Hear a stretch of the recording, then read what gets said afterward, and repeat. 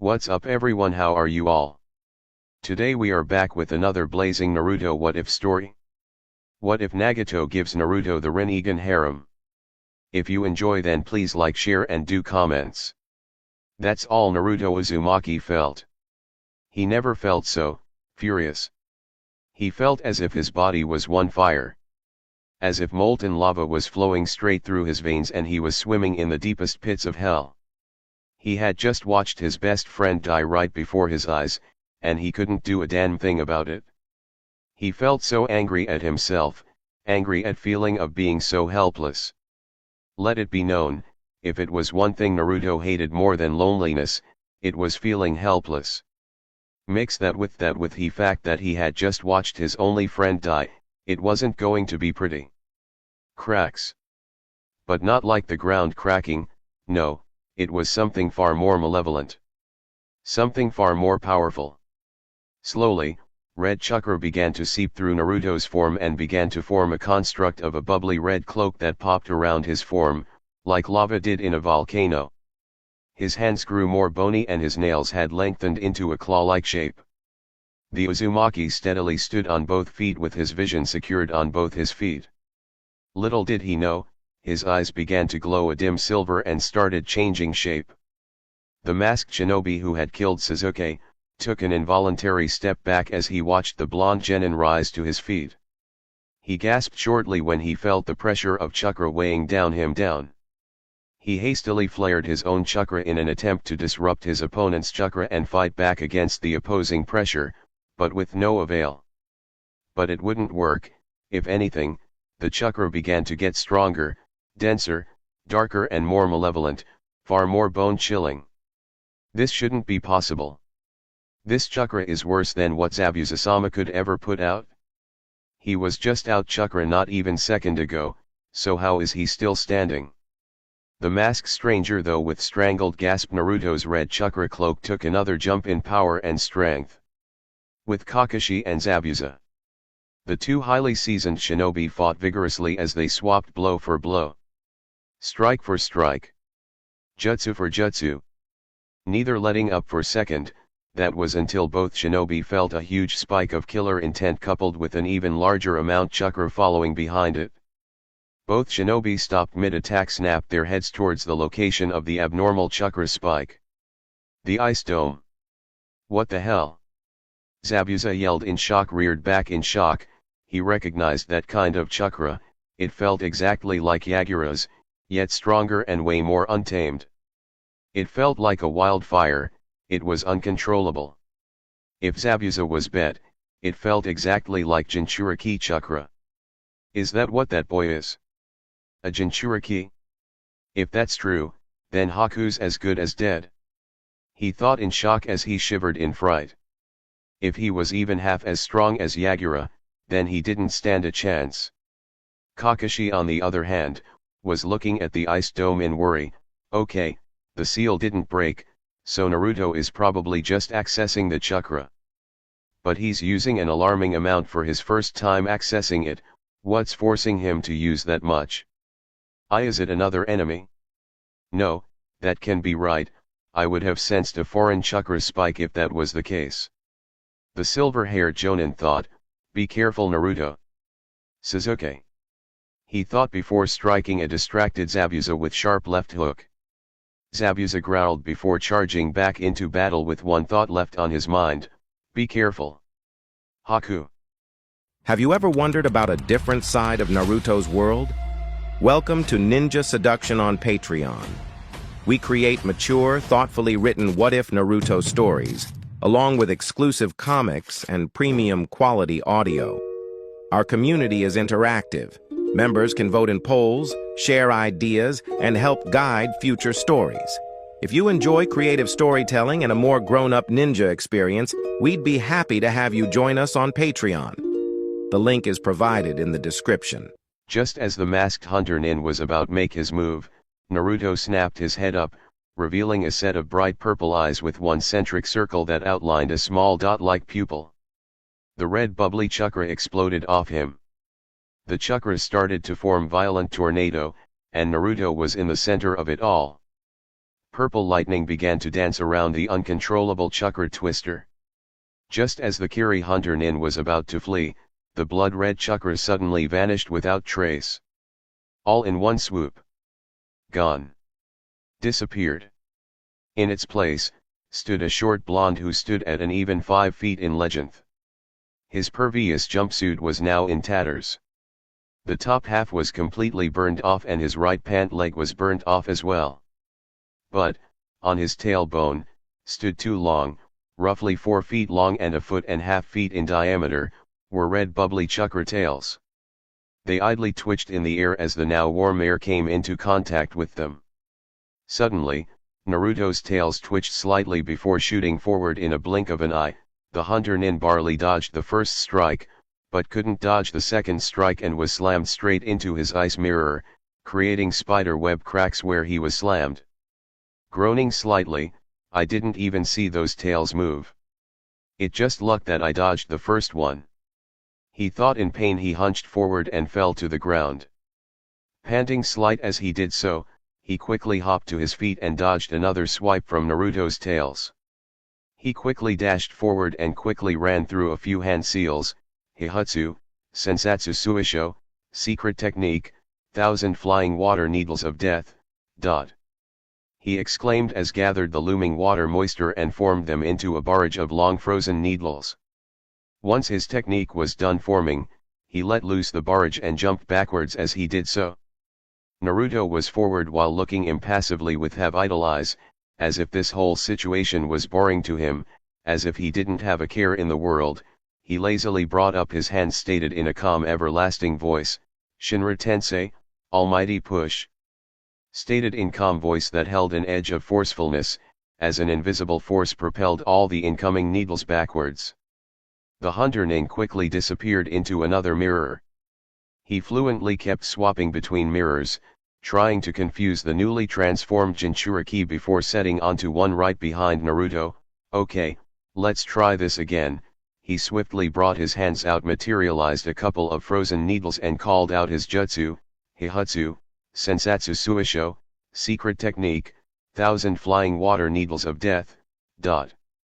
He yelled as he summoned another wave of frozen needles, sending them straight at Naruto's back. Said blonde grinned sinisterly as his tails parried and deflected all of the needles. All in one fluid motion, Naruto formed a familiar cross-hand seal and few short puffs of smoke. 3 more Narutos appeared and all them had the Rinnegan, but they didn't have the red chakra tails.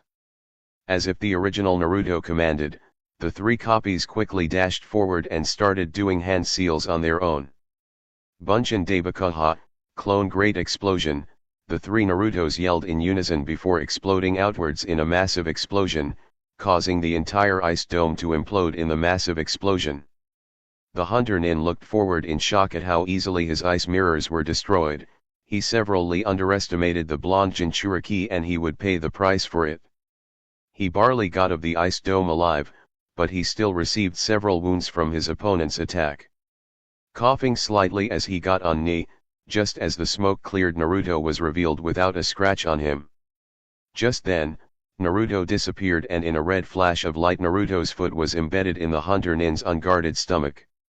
He flew back a few meters before hitting his back against a brick wall, causing him sit up. A glob of saliva mix in with good portion of his own blood. I didn't even see him move. He thought furiously as he hunched forward and fell out the wall.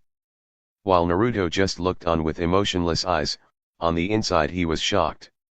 He was never able to move at that speed, he was nearly lost in the new developments. Naruto was acting purely on instinct, though he'd have to thank Kakashi-sensei for teaching him the Bunchin Daibakaha. It really did come in handy. He snapped out his thoughts when he narrowly dodged a frozen kunao that sailed past the right side of his head. Naruto narrowed his eyes, he got distracted. Even he knew that was rule number 1 when it came to combat. Never lose focus during a battle. He disappeared once again in a burst of speed and roundhouse kicked the Hunter Nin square across the face, shattering his mask as his kick came into contact.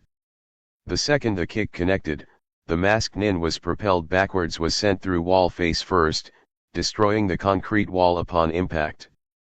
He slowly got up with purple bruise slowly forming on his cheek.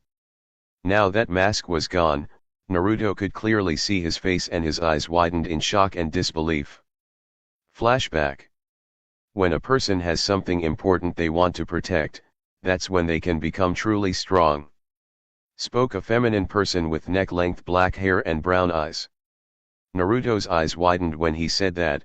Now he remembered what Jiji meant about what he said about the Hokage position. Was that how Jiji was so powerful? By protecting people he loved? Flashback over. Naruto's emotionless demeanor vanished and was quickly replaced with shock and frustration. Why Haku? Why? Naruto yelled out at the crouching feminine boy. Naruto sneered in frustration, he didn't get it? Why serve someone like Zabuza and Gato? They were the scum of the earth, they had absolutely no honor. They only cared about themselves and what interested them. His train of thought was interrupted by a bitter chuckle from Haku. It's because, my precious person is Zabuza-sama. I'd do anything for him. He took me in when I was a little girl, right after my mother was murdered by my own father during the bloodline purge that happened in Kiri. It's because of him, he's the reason I'm strong. Haku spoke with conviction as tears streamed down his eyes. Naruto watched on with saddened eyes. He knew that treatment. Discrimination for something that was out of your control, something you never wanted in the first place.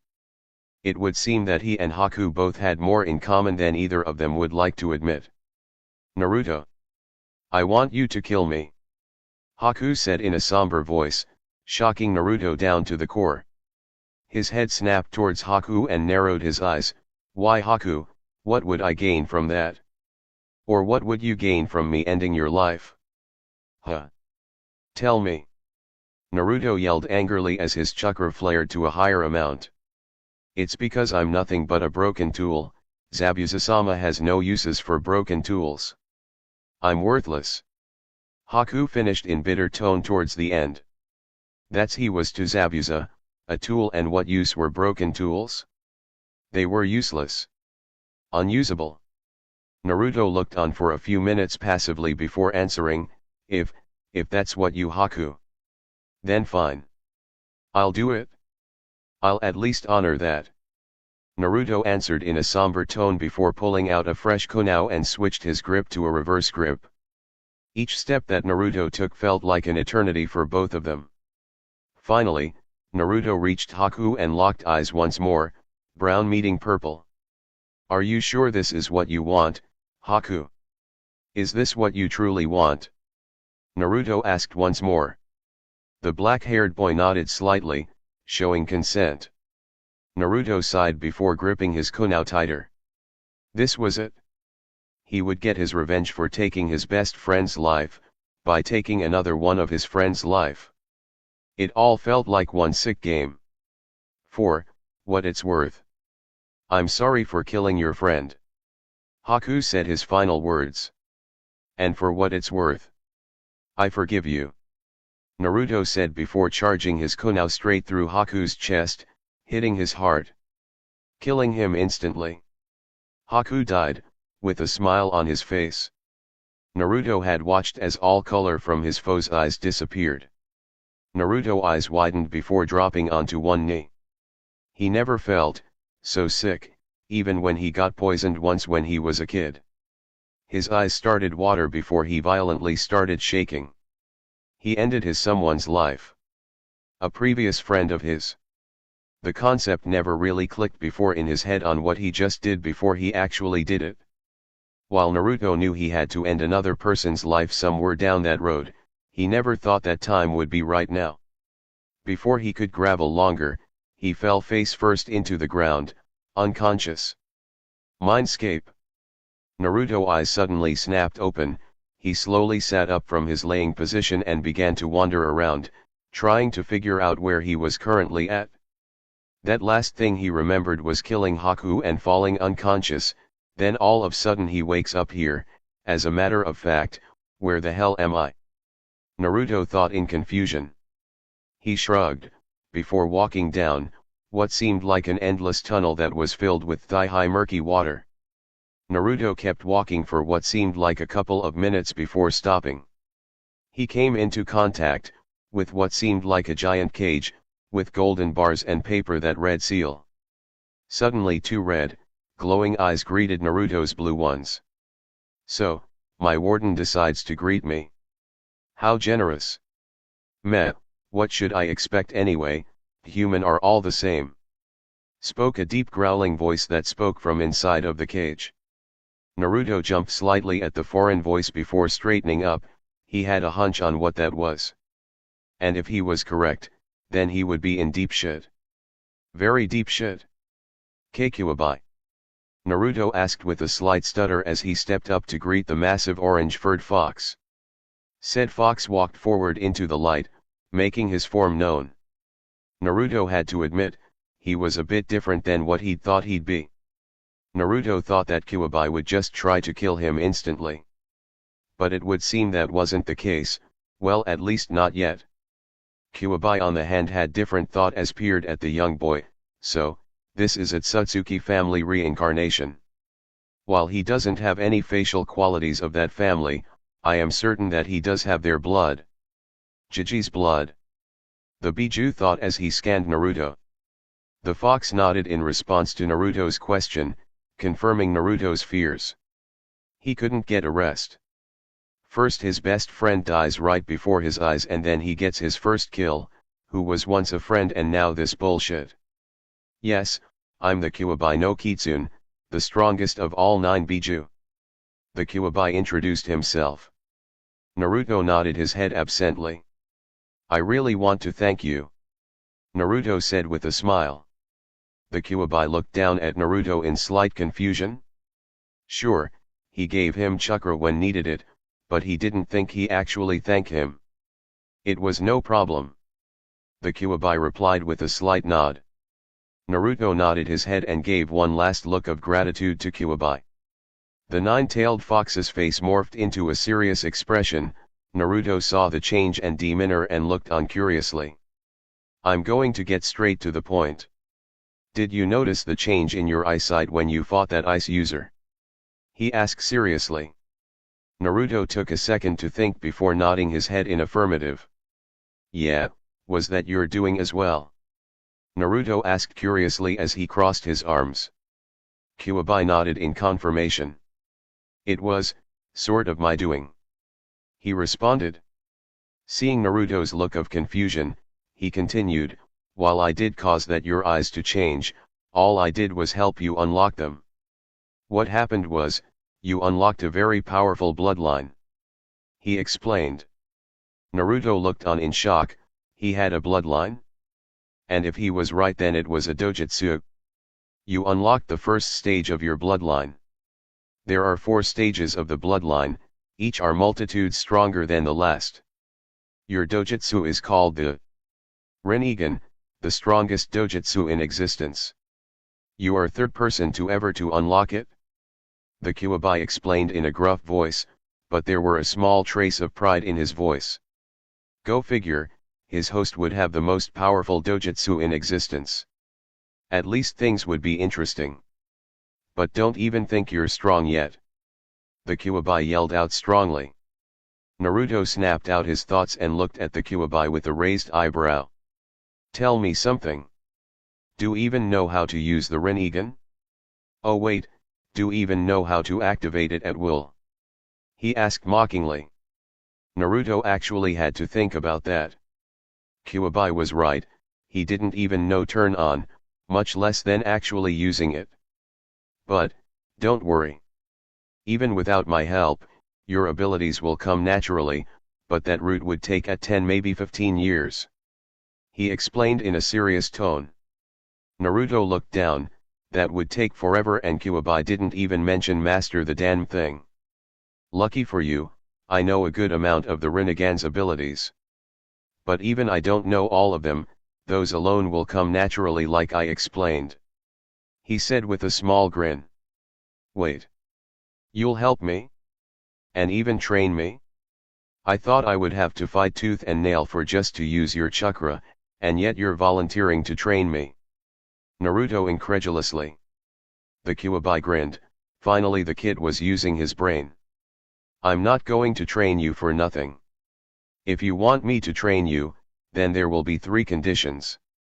He explained with expressionless face.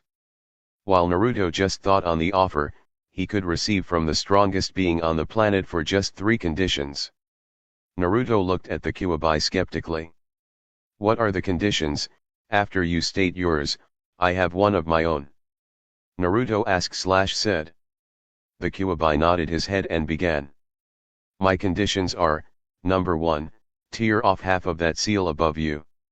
It will allow me to access all of your senses, but also it will allow me to come into contact with you whenever I want and vice versa. Finally, it will allow you to use more of my power, up to 4 tails. But you're nowhere that level of control, so we'll save that for later. Kyuubi explained. Naruto looked on and nodded his head. It was acceptable. Nothing outrageous, yet. The second condition is that you don't complain during training. I will not train a whiny brat. Naruto nodded, albeit with a little reluctance, but did so nonetheless. The last thing I want is, that you release me from the seal when you die. There it was. Naruto expected something like this. Look, Fox. I understand how much it must suck being trapped in a seal for hundreds of years. Hell, I sympathize for you. But I can't let you roam free knowing you'll hurt people, but when I get to know you and come to trust you, then yeah, I'll release you when that time comes. Naruto finally responded with a small smile. The chakra beast looked shocked. He expected 2 things to happen. One was him to outright refuse or for to accept without think of the consciences. I understand. He responded shortly. Kyuubi was necessarily angry, but was still surprised at the maturity kid held. It was respectable. Who knows, Kyuubi, this may be start of beautiful friendship. Naruto stated with enthusiasm. The blonde truly felt bad for the fox. If it was anyone who knew about isolation, it was Naruto, so he could safely say he would follow up to his word. The Kyuubi looked down and snorted lightly. The human was so naive, but he was young and even more so on immortal terms. I want to know why you attacked Konoha. Naruto asked suddenly. Kyuubi looked forward and nodded his head slightly. I was sealed inside another Jinchuriki when I was ripped out and was controlled. By the time I was released from that person's control, I was already so angry that I allowed myself to be controlled again. So, I started rampaging out of my own grief. I have a hunch on who controlled me, but I'm 100% sure it was him. The Kyuubi explained with scowl formed on his snout and growled as he thought of that man and of accursed eyes. Naruto had a shocked look on his face. The Kyuubi controlled. That shouldn't be possible. Naruto didn't know what he was more afraid of, the Kyuubi being controlled or the fact that there's a person strong enough to control a creature of that strength. He shivered at that thought. His name is Uchiha Madara. He growled out. Where had he heard that name before? Uchiha Madara. Uchiha Madara. Wait. Isn't that the guy who helped form Konohagakure, with the help of the first Hokage? Naruto asked suddenly. He remembered Iruka saying something about Uchiha Madara, but he couldn't quite remember. The Kyuubi, however, nodded his head in confirmation. Yes, that's him. But the only inconsistent factor is that he should be dead. So, either he found a way to become immortal or someone else has his eyes. Just as Naruto was about to ask another question, Kyuubi interrupted him. You're waking up? Quick, tear off at least half of that seal right above you. He interrupted. Naruto nodded quickly and started walking upwards on the wall of the cage. Once he got that high, he tore about half of the paper and his world suddenly went black. Outside the seal. Ugh, what hit me? Naruto groaned mentally. He stood on both of his feet. He quickly realized that he was still on the bridge. So, I'm still on the bridge, huh? Did Kakashi-sensei do it? Did he beat Zabuza? Naruto thought as looked around, trying to find Kakashi.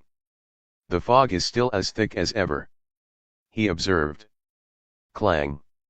Clang. Clang. Naruto had snapped up from hearing the sound of blades clashing. Naruto shrugged it off and started running down the bridge. Just as he got to the fog's end, he saw Kakashi being double-teamed by Zabuza, an unknown ninja with a glowing sword. He dull green hair, purple eyes. He was wearing what looked like a purple and blue sleeveless one-piece jumpsuit. On his forehead was a Megakure Hitaite. Is that fucking lightsaber? Naruto asked mentally. Inside the seal Kyuubi face palmed, leave it to the kid to take the situation and make a joke about it. Shrugging his shock off, he ran and reached into his weapons pouch. Kakashi-sensei. Catch. Naruto shouted through Konao toward his sensei. Kakashi swerved from another strike and parried an upward slash from Zabuza's sword, hearing his name being called. Kakashi back a few feet before peering his attention towards his blonde student just in time to catch the incoming Konao, offering a nod to his student. Naruto nodded back before running at faster speeds to catch up to his sensei. He skidded to a halt right next Kakashi. So, how's it going, Kakashi-sensei? Naruto asked, not once taking his eyes off their enemies. Perfect. As you should know, the one on the left is Zabuza. But the one next to him is Aoi Rokusho, a missing nin from our village. Kakashi explained to him. Do you know how strong this Aoi guy is? Maybe I can help. I know I'm not as strong as a Jonin, but maybe I can take this guy. Naruto asked as ready to Konao and turned it into a reverse grip. Kakashi nodded his head. In all-around skill, he's a bit stronger than that Haku kid. But when he's using that sword, he's at least low Jonin, maybe mid Jonin. Kakashi replied. Naruto had to love his luck. He couldn't win against a Jonin. Kyuubi, I'm in a stump here. This guy is way stronger than I am right now. Can you tell me how to activate my Rinnegan? I really need it. Naruto asked seriously as he slid in Academy Taijutsu stance. From inside the seal, Kyuubi nodded his head and spoke in complete seriousness. Yes, just push chakra into your eyes, and if you need any more help then I'll spare some chakra, but do not wait for an opening. If you see one then you have to exploit it, he said in his usual gruff voice. Naruto mentally nodded his head and did as he was told and pushed chakra directly in his eyes. They glowed briefly before they darkened to a light purple and a single black ring formed around his black dot-like pupil. Naruto's chakra levels also jumped, causing the cyclone of wind to pick up on area. Kakashi looked his student curiously before stiffening. He gazed into Naruto's eyes and took a note that they were different than his usual bright blue eyes. Naruto. Kakashi started but never finished as he was interrupted. Look, Kakashi-sensei, I don't really know either. But we don't have time for questions, we have other problems to deal with. Naruto said. He gestured with his thumb pointing towards Aoi and Zabuza, who both looked ready to charge. Right. Kakashi responded slowly before charging forward towards Zabuza, who charged forward as well. It looks like it's just you and me, brat. Aoi exclaimed as he got into a loose Kenjutsu stance. Naruto decided to make the first move and dashed forward at high Genin speeds with a Konao in reverse grip. Aoi smirked and dashed forward as well, but he was miles faster than Naruto, running at low Jonin speeds. The two clashed in a stalemate and started parrying each other's strikes and slashes. Aoi, having the clear advantage, started using his superior strength and speed, and easily put Naruto on the defensive. It only took a few minutes before Naruto was completely overwhelmed and was backhanded into a tree. Naruto grunted before falling back into a deeper part in the forest that behind him. Okay, that hurt. Kyuubi, any ideas? Naruto asked his partner. The fox grunted and responded. Look, he has the clear advantage, that much is obvious. He also has a sword that can cut through your Konao as if they butter. Not only that, he's stronger and faster. So, your best bet is either make him underestimate you or catch him by surprise. If all that fails, then I'll lend you my power. He stated with slight growl. He was in same boat as his host. Naruto took a few seconds before responding, how about we do all three at the same time? Naruto suggested with a bead of sweat rolling down his face. The Kyuubi hummed in thought before nodded in agreement. That doesn't sound like a bad idea. Sure, I'm game. He agreed. Okay, I'll create a few clones to distract him while I think of something. Naruto thought before making the cross hand seal. Kage Bunjin no Jutsu. Naruto whispered as he created 10 clones. Okay, I want 2 of you to make trap. Now 4 of you lure him into the trap. The rest of hide, and if you see an opening in Aoi while I'm fighting him, then please try to do some damage.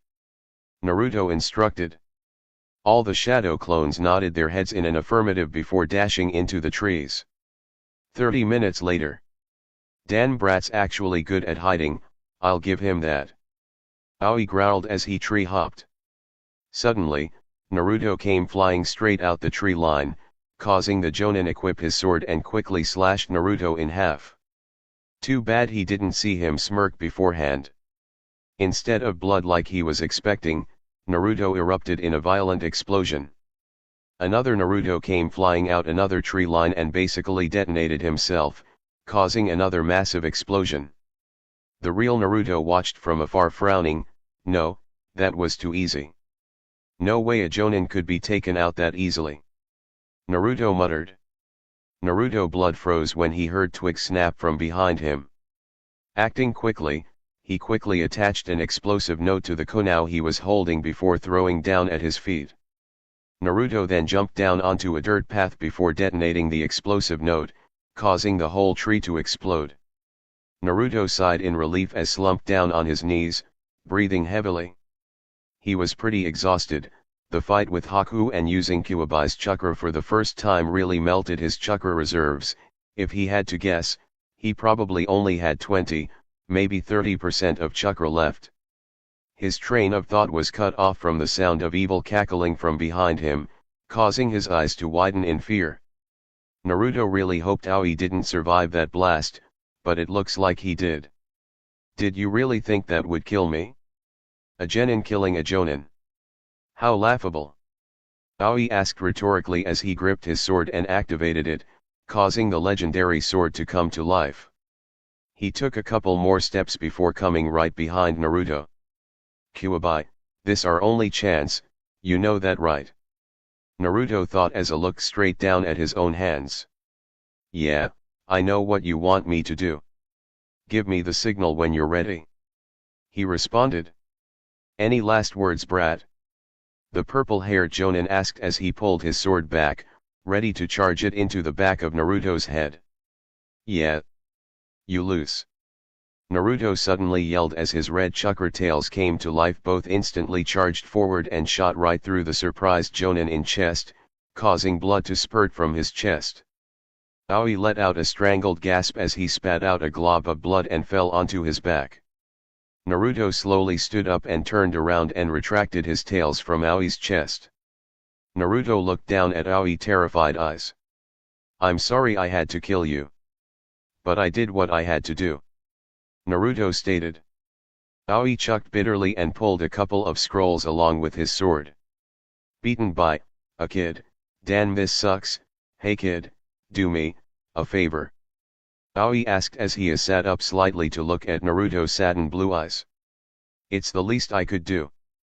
Naruto muttered as he trailed off. Aoi looked on. At least the kid had honor. I want to know that name of the warrior who beat me here today, and finally I want you to have these scrolls, and my sword. In those scrolls hold the Kenjutsu style for the sword. Those scrolls have some Suiten Jutsu, a good amount of Raiten Jutsu and a small amount of Doton Jutsu. Aoi stated as he spat out another glob blood. He was dying and both of them knew it. Aoi's skin also started to blacken, from unknown circumstances. Naruto Uzumaki. And if you really want me to have these items, then I'll accept. Naruto said. Aoi chuckled. And Uzumaki, no wonder I lost. Well, At least I know that sword is going to be used in great hands, he stated as he smirked slightly. Naruto eyes widened. What did he mean? Hey, wait, what do you mean? You make it sound like you know my last name. Naruto asked suddenly. Wait, you don't know? Aoi asked shocked. No, I'm an orphan, my parents died when the Kyuubi attacked. Naruto explained with a frown. Aoi eyes widened once more. Kid, the Uzumaki was once a clan full of talented shinobi and kunoichi. They were really talented in fuinjutsu and kenjutsu, some of the best Suiten users as well.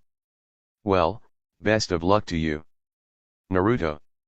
He finished off before the last of light that was in his eyes faded forever. Aoi Rokusho had died. Naruto stood there, absolutely shell-shocked. He was from a clan? His train of thought was interrupted by Kyuubi. Yeah, just as Aoi said, your clan was full strong shinobi. Then even rivaled with the Senju back in the day. Kyuubi told him. Boy, it would be in your best interest to actually take the stuff he offered. The Raijin no Ken, Sword of the Thunder God, is very powerful tool, once wielded by your second Hokage. Those two scrolls might come in handy as well. Kyuubi suggested. Naruto nodded his absently as he bent down and stored the two scrolls in his back pockets. After he did that, he grabbed the Raijin no Ken, Sword of the Thunder God, and switched of the chakra flow from the sword. Naruto stared at for a few seconds before he started walking down the dirt path. However, he stopped when he felt the wind pick from behind him. Naruto turned around and was surprised to Kakashi. The one-eyed Jonin quickly ran over to Naruto and crouched down to him.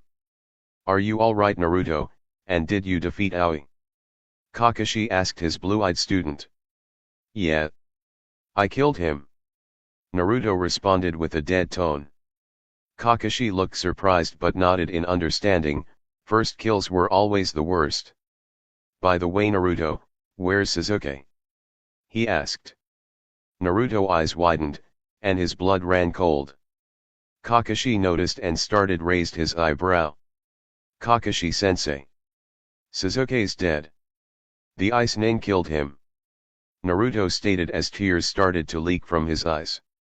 Kakashi's eye widened and looked at his student in shock. Naruto, tell me what happened. Kakashi said, his voice devoid of all emotion. Naruto didn't respond right away, but after a few seconds, he responded. We were trapped, we had no options.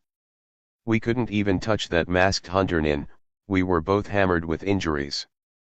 But I had it worse, I was pretty much done for and the masked Nin knew that and decided to end the fight.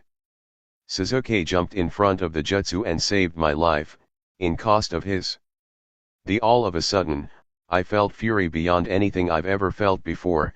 I used the Kyuubi's power for the first time and activated a bloodline. From there the masked Nin fought, and I won. After all of that he asked me to kill him, which I did, although I hated every second of it. Naruto explained while avoided his sensei's gaze. He knew Kakashi favored Sasuke, so he knew he was going to be mad that he died. What Naruto was really afraid of, was his sensei being mad at him and all out hate him, just like pretty much the village did. Though, he was caught off guard when Kakashi hugged him. Sensei? Naruto asked surprised. I'm glad you're at least alright. I know how hard it is to lose a teammate and a best friend. Kakashi explained to his teary-eyed student. When I was your age, I lost my best friend the same way you did. He sacrificed himself to save me. He stated as he stood back up. Naruto looked up in shock, his sensei really thought the same thing he did. Was that why he wasn't blaming him about the lose of Sasuke? I won't let anybody die for again. I become stronger, stronger than anybody has before. I'll protect you, Sakura, old man Hokage and everyone I care about. I won't let anybody get killed ever again. I promise. Naruto shouted as he clenched his fist and his eyes shined with determination. Kakashi looked down at his student with a few tears in his eyes. He's so much like his parents, it's almost unbelievable. But I know you won't be able to do all that without help.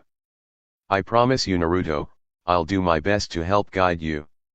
Kakashi thought. Sensei, I promise to lead your son to greatness. He thought with a small smile. Come on Naruto, we have to get Sakura, Kakashi told his student. Naruto nodded his tiredly and took a few steps before passing out. Just before he hit the ground, Kakashi caught him and laid him on his back and began walking. 2 weeks later. So, the last loyal Uchiha died on your mission. Naruto-kun here unlocked a very powerful bloodline and killed missing nin Aoyoro Kusho. Kakashi also killed missing nin Zabuza Mamakai, a 7-sword men of the mist. Oh, Naruto-kun also retrieved the long-lost weapon of the Nidaime Hokage. Is that it? Hiruzen Sarutobi listed off with emotionless voice. Team Kakashi nodded their head slightly, causing the old Hokage to sigh tiredly. He already felt the headache he would get from the council. Okay. I will need Naruto-kun and Kakashi in the council meeting that is scheduled in 2 hours. I need hear your story as well, Naruto-kun. Sakura-chan, Kakashi-kun, you two may go, Naruto-kun you stay, we have things to discuss. He ordered with authority clear in his voice, causing everybody nod. Kakashi and Sakura left the room. Both didn't feel like pushing the old Hokage's buttons anytime soon. Umbu, leave us. Sarutobi ordered. 6 figures appeared and 1 second after that they were gone. Causing Naruto blink, was someone there? Jiraiya come out from hiding. He ordered strongly. Suddenly the big window that behind Naruto opened and revealed a tall white-haired man that dressed in red and green gi, with chainmail-like armor underneath. He also had a large scroll strapped on his back. His forehead protector had the kanji for oil on it. This was Toad Sage Jiraiya, the loyal son-in of the Leaf Village. You always have to ruin my moment, sensei. The man named Jiraiya complained with huff. So that's Minato and Kushina's kid, huh? He doesn't look like much and he's shorter than Kushina was at her age. Jiraiya observed the kid out of the corner of his eye, subtly wondering how strong and how well the kid was doing. Alright Naruto-kun, I think it's time that I explain some things to you. I think you're ready. The old Hokage spoke with small smile gracing his lips as he got up from his desk and pulled out a couple of scrolls from his bookcase that behind his desk and dropped it on his desk, right in front of Naruto, who was still confused on what was happening. Hey. Kuwabai, any idea what's going on? I'm really confused right now. Naruto asked mentally to his partner. He and Kuwabai had been doing a lot of talking recently, and both of them were on their way to becoming pretty good partners and friends. Naruto also learned a lot more about his bloodline. He honestly astounded on what the Rinnegan could do. He still didn't believe that the thing was that powerful, but if this thing gave him the ability to control gravity on the first stage of the bloodline, let's just say he was very close to believing it was that powerful. I'm just as lost as you, to be honest. Though if had to guess the way everyone seems tense, then I would have to say it's going to important, so pay attention. He finished strongly. Naruto nodded mentally. He understood, now wasn't the time for jokes. Sensei, are you sure? The white-haired man asked uncertainly. Was Naruto really ready to know about his heritage? The old Hokage nodded stiffly, answering the Sunin's question. Jiraiya sighed and relented. Fuinjutsu, whispering in the shadows. The old Hokage stated before the whole room lit up and dull green aura, signifying the use of Hiruzen's use of chakra. Now Naruto, what I'm about to tell you shall not be leaked to anybody. Understand? Sarutobi asked seriously. Naruto in return nodded his stiffly. He was still so lost. Remember all the times you asked your parents? He asked. Naruto nodded once again. I do know your parents, or at least I once did. Naruto looked shocked and hurt. The old man had lied to him. Why? Why you lied to me? Naruto asked with his head down. The old Hokage nodded sadly. He wasn't proud of it, but it had to be done. But, it would seem little Naruto was finally growing up, after seeing some of horrors of the world could really do that to someone. He only hoped Naruto wouldn't fall into darkness like his old student had. What is you want to tell me, Jiji? Naruto asked shakily. Naruto, I want to make a deal with you. When or if you make the rank of Chunin, I will tell you who your father is. But for now, I'll tell you who your mother is and your grandfather. How does that sound? Sarutobi responded. Naruto nodded his vigorously. Please Jiji.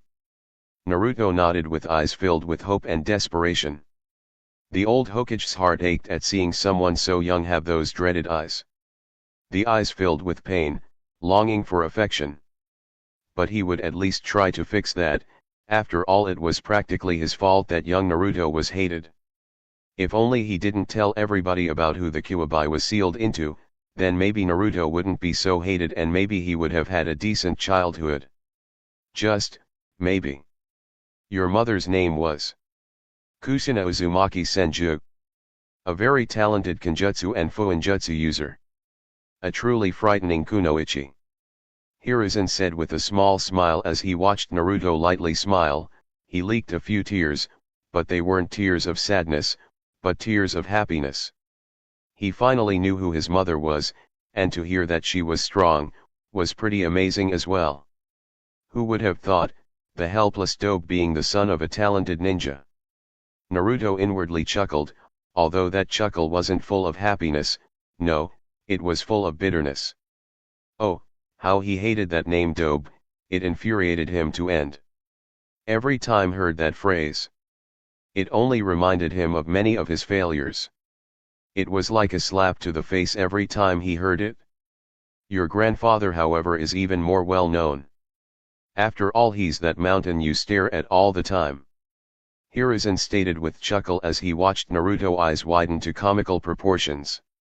He was the grandson of a Kage, a Hokage nonetheless? No, that's impossible. Why, you're lying, aren't you? There's no way. If I were the grandson of a Kage, then there's no way I would treated like the scum of the earth, Kyuubi or not. I refuse to believe it. Naruto shouted in denial. He shoved his head in between his hands and began to weep. This all had to be some kind of sick joke. Right? He felt a hand that rested upon his shoulder. He peeked a bloodshot eye out of his hands and saw the man with white hair. Your parents were great people. Your grandfather was as well. He stated with a warm smile. It took a few minutes, but surely Naruto calmed down and looked Sarutobi with his bloodshot eyes. You're telling the truth, aren't you? Naruto asked sadly. Said Hokage nodded slightly with a small smile. So, I'm guessing the way you both praised my mother, then she's dead. Isn't she? Naruto asked suddenly. Surprising the 2 Kage level shinobi. He's a lot brighter than he lets on. Both observed. Although they weren't that surprised. Yeah, sadly she is kid. I knew Kusina pretty well, I could tell you a lot about her. And I'm pretty sure Sensei could tell you about your grandfather, seeing as he was taught under him. Jiraiya told him with a chuckle. Wait, you never told me who exactly he was. Naruto exclaimed suddenly, causing both men to face vault. Of course, they would forget.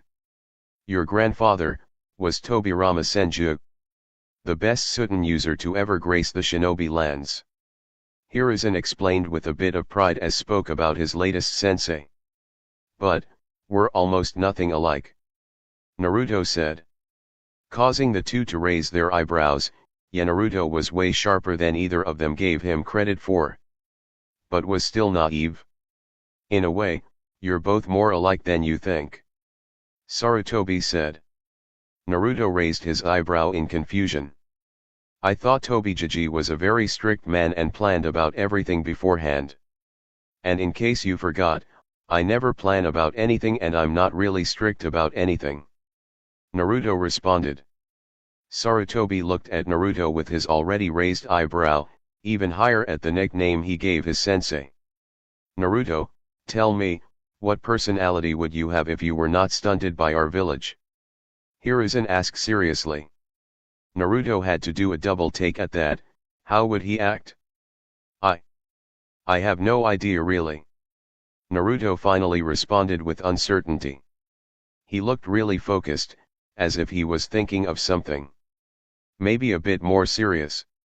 Overall more knowledgeable. That's all I can really think of. Naruto admitted. The cage-level shinobi chuckled. Well, you already have his fearlessness. His practical geniuses. His blunt nature. Tobirama-sensei never acted without reason, neither did you. You always did have reasons for your actions. And most of all, you have his stubbornness. Do you remember you when you were second in your class? That was your first year, and suddenly, you're the dead last of the class and everyone either brushed off your scores from that year as a fluke or they simply forgot.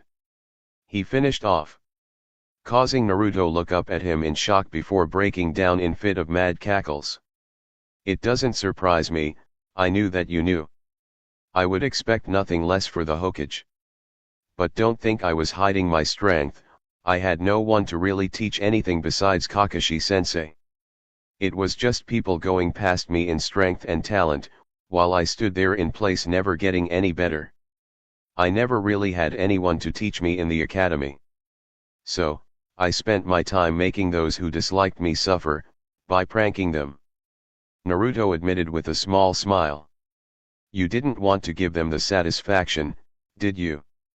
The Sennin asked teasingly with giant smirk gracing his face. This kid was strikingly brilliant. He knew his fate and he simply didn't give his tormentors the satisfaction of asking for help and them seeing desperation in him. He hid his true emotions and his true talent. Deception. The true ninja way. Naruto let a small smirk show before nodding his head. My father, he was the yondaime, wasn't he? Naruto asked suddenly, causing the two gasp in surprise. How? Hiruzen asked in shock. Naruto eyes widened slightly before smiling faintly. I didn't. He said with a small smile, causing both men face fault. They were both expecting a cool answer. I had my suspicions. Sakura, who's a big bookworm, and never stops fangirling over how Kushina Uzumaki and the yondaime would have been the best couple. Seeing how she was rarely wrong about something that was stated in a book, I decided to take a shot in the dark, and I hit my target. Naruto explained and let loose a fanged grin. The two men gaped like fish. They were just outsmarted and outplayed, by a 13-year-old. How fucking humiliating, both of them thought. And he says he's nothing like Tobirama. Jiraiya and Hiruzen scoffed internally. That kid was brilliant, and they knew it. Okay, moving on. Naruto-kun, can you please show us your bloodline? Sarutobi requested with short smile. Naruto nodded faintly and closed his eyes. Okay, we know it's a dojutsu. Neither Minato or Kushina were Uchiha, so he's not an Uchiha and he's definitely not a Hyuga. Oh no, Jiraiya thought as his heart sunk in his chest. It couldn't be? Could it? The only one who had those eyes were Nag. His train of thought was cut off when Naruto opened his eyes and showed a one-ringed Rinnegan. It briefly glowed a bright silver before resuming to its normal dull purple color. The legendary Rinnegan, just as I suspected. Hiruzen thought briefly. How? How did you get those eyes? Jiraiya shouted suddenly. I saw my best and only friend die right before my eyes and I was helpless to anything about it. It doesn't help that he sacrificed himself to save me. He answered back in emotionless tone. Sarutobi winced slightly, he knew Jiraiya struck a fresh wound. The white-haired shinobi did a double take hearing his answer. It was exactly what Nagato told him when he first activated Rinnegan. Look, kid, I'm sorry. Those eyes just made me remember something I wished I didn't. He stated solemnly. Naruto nodded his head in understanding, he understood what that felt like. So, what now? Naruto asked as some time of silence. Do things as you would. Go train with Kakashi and your teammate Sakura. I'll have an sent for you before the council meeting starts. Hiruzen responded with a nod. Hey old man, I was going to ask you if you could go shopping with me. That was my set of jumpsuits and you know how the civilians are. Naruto asked the old Hokage. There's no need. Just go to the shinobi shop next to Umbu district. If have any trouble, flare your chakra and I'll be there. Hiruzen responded with a kind smile. Oh, before I forget, I want you to keep the Raijin no Ken, Sword of the Thunder God, and take these scrolls. You might find them useful. Hiruzen said with a warm smile. Naruto blinked in confusion. Why do you want me to keep the Raijin no Ken? Naruto asked. Well, the other Senju is currently over 20,000 miles away and hates the village. You on the other hand, can have it since it is a family heirloom. He responded dryly, causing Naruto nod in understanding and grabbed the two scrolls and sword that were on his desk and slid them in his backpack and walked out the room wordlessly. Did you think I made the right choice, Jiraiya-kun? Sarutobi asked his student. Jiraiya looked thoughtful before turning towards his sensei. Only time will tell, old man. Well, see ya, I got research to do. He responded with a lecherous grin puffed away in a generic shunshin. That it will, that it will. A couple of hours later. After shopping for some clothes and more ninja tools, he went back to apartment and dropped everything off. After that was done, he quickly grabbed some the clothes he had recently bought and started putting them on. He now wore a mid-collar length black long-sleeve shirt with a dull orange zipper running down the middle. He also had on dull orange pants that he had medical wrapping on his right thigh. He also had on his weapons pouch that attached onto his medical wrapping. He also had exchanged his blue hitayate for a black on with a long cloth that extended down to his lower back. 1. All in all, Naruto thought he looked pretty badass. He decided to take Kakashi-sensei's advice to lower the amount of orange he wore, though he reluctantly did so. Naruto had to say, he compensated it pretty well. Now all he was waiting for was Jiji to call him for the council meeting. Although, it didn't seem he'd have to wait long, as somebody knocked on his door, which he quickly opened and greeted who knocked. Ah, Katsan, you must be the Umbu Hokage Jiji called sent for me, right? Naruto asked. The masked Umbu had purple hair and wore what every single Umbu wore. Yes, Uzumaki-san, shall we depart at once? She greeted him, but her question wasn't really a question, it was more like statement.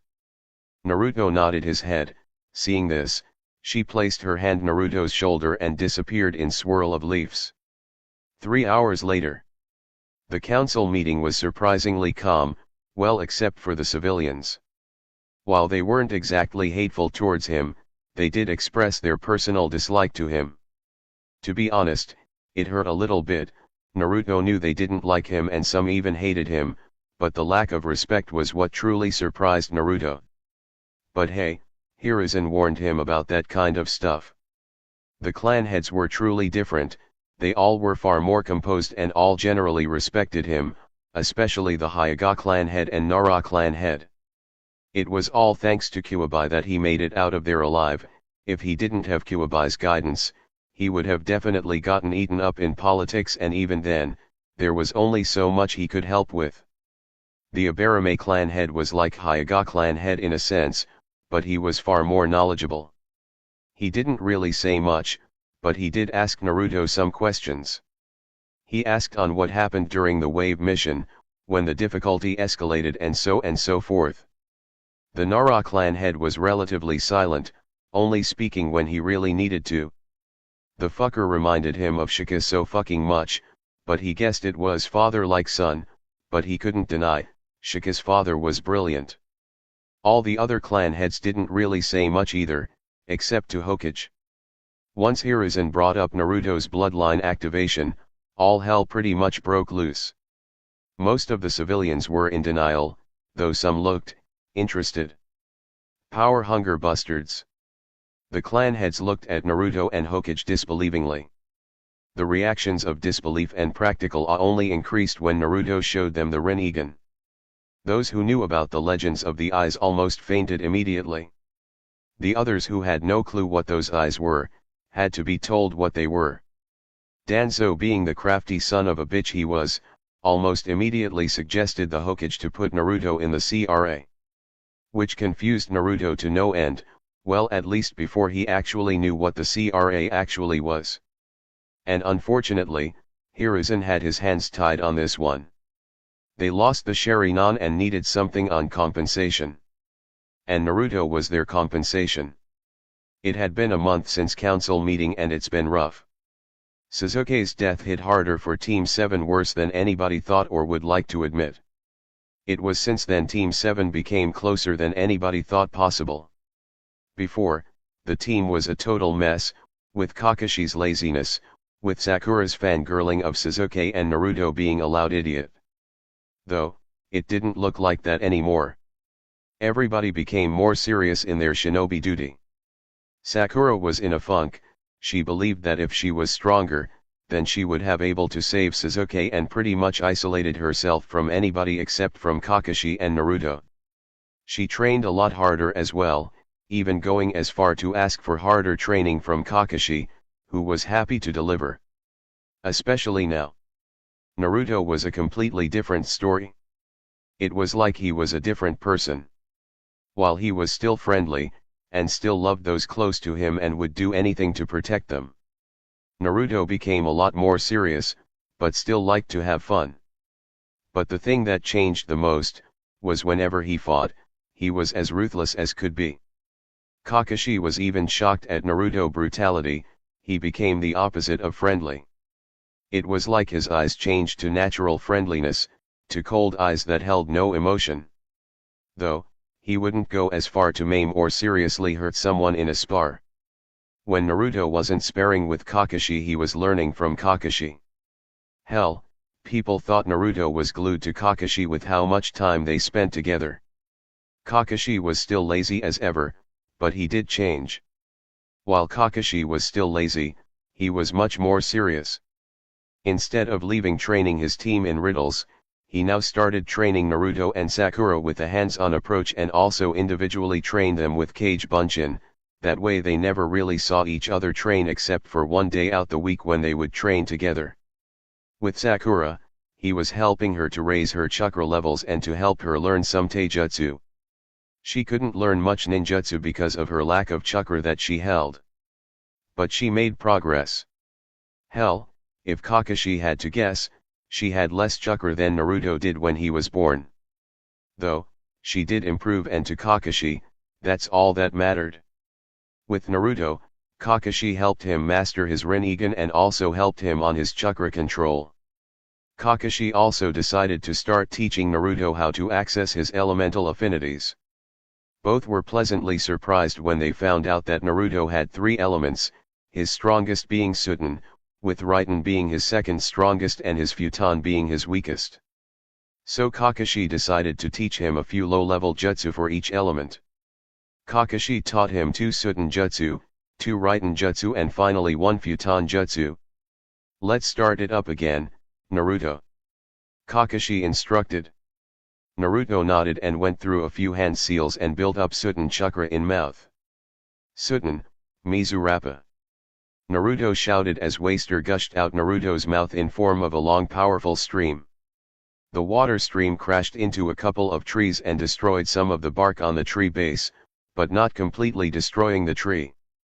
Good, you got your form down, but you need to maintain control and raise the power that you put in that jutsu. Other than that, you did good. Kakashi criticized and complimented. Now, try Raiden jutsu. Kakashi ordered. Naruto once again nodded and went through some hand seals. Raiden, Hibashi. Naruto shouted as lighting crackled around his hands. Once the lightning finished charging, he threw his hands forward, sent long stream of continuous pale blue lighting that tore up some of the ground as that attack flew forward and struck a rock. The second the lightning came into contact with the rock, it was quickly shattered into a few larger pieces. Not bad, but your jutsu took too long to charge. If you were facing someone stronger than you, do you think that they're going to let you charge a jutsu? Especially one that could end their life, Kakashi asked rhetorically. Naruto shook his in a negative. His sensei was right. It wasn't a bad start though, just keep using those jutsu until you get familiar with them. Tell me something, how do you think I got used to the Chidori's tunnel vision? Kakashi asked his student. You said it was Sharingan that helped with tunnel vision.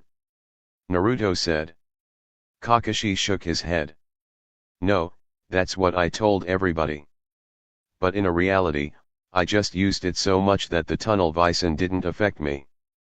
But with Sharingan, it does help, but without it, I'm still able to use the Chidori. Kakashi explained much to the awe of his student. A jutsu that's strong without any setbacks. Naruto stated in awe. I didn't say that. Kakashi responded, causing Naruto come out stupor. Really? What are they? Naruto asked in shock. Kakashi just chuckled in amusement. Now, that would be telling. He exclaimed, causing Naruto to face fault. Damn Kakashi and his secrecy. Now, I'm going to have you do another chakra control exercise. Kakashi told Naruto with a slight smirk that covered by his masked face. Why, chakra control exercises are so boring, Naruto whined. He felt straight on his back. How about I sweeten the deal? Now Kakashi had Naruto's attention. If you master both jutsu and the exercise, in let's say 1 week from now, I'll teach you another jutsu for each element. Kakashi bargained. Naruto nodded his head, that seemed really reasonable. Now you see the lake next us? Kakashi asked. Naruto nodded his head carefully, he didn't know where Kakashi was going with this. You're going to learn how to walk on water. Kakashi announced in a sort of dramatic way. Naruto's sweat dropped before looking at him. Okay. I'm even going to question if that's possible.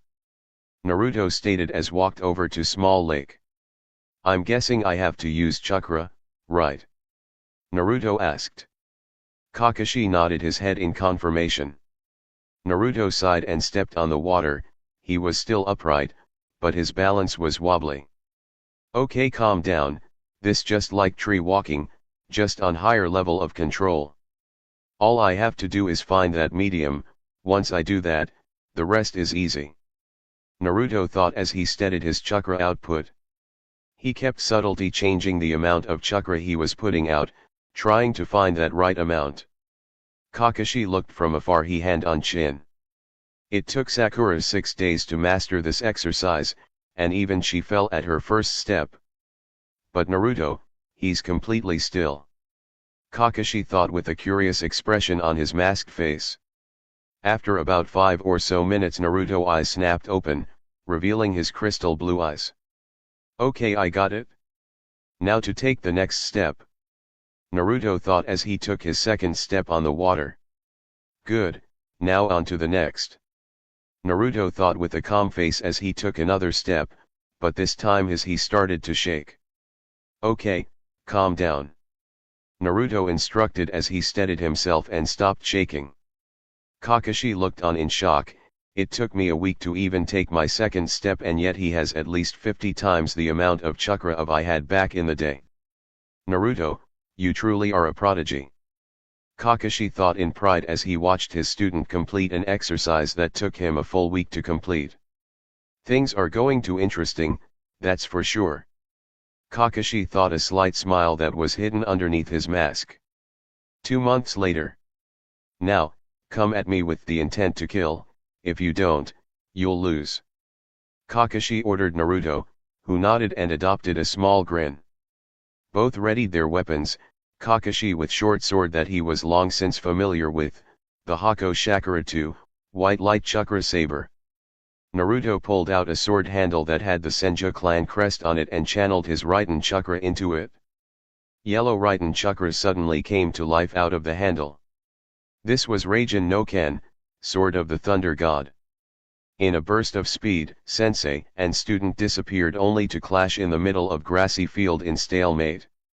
Kakashi pulled back slightly and went for a downward slash, only for Naruto to roll away, leaped forward, and he quickly went for quick slash to Kakashi's side, who swiftly blocked the strike. Naruto grunted before narrowly dodging slash that was aimed towards his stomach. "You've gotten better, Naruto, but you're still not on my level." Kakashi muttered. Naruto still heard clearly. Just as he was about to make his move, he felt cold steel resting on throat. Naruto looked forward with shock. When did he? How did he? How? Naruto asked curiously, trying to hide the fact that he was in deep shock, but Kakashi saw right through the act. "You were too occupied with trying to read my movements. You didn't expect me to move at higher speed than what you were used to. You have to expect the unexpected, Naruto," Kakashi explained with his patented eye smile. Naruto sighed and surrendered. Kakashi removed the blade and sheathed Hako Shakuratu in its sheath that was attached to his right thigh. "You did good, Naruto. If you were using the Rinnegan, I'm almost positive you would be able to follow at that speed level. We'll work on that next. Your physical strength could use work as much as your speed does. We still have a few months till the Chunin exams. Now let's go again, just with Taijutsu now," Kakashi told him with an easygoing tone. Naruto just grinned and slid in a Taijutsu stance. A few days later. Team 7 reporting for a mission, Hokage-sama. Kakashi stated with a respectful bow towards his leader. Team Kakashi, I'm guessing you're here for C-rank mission?"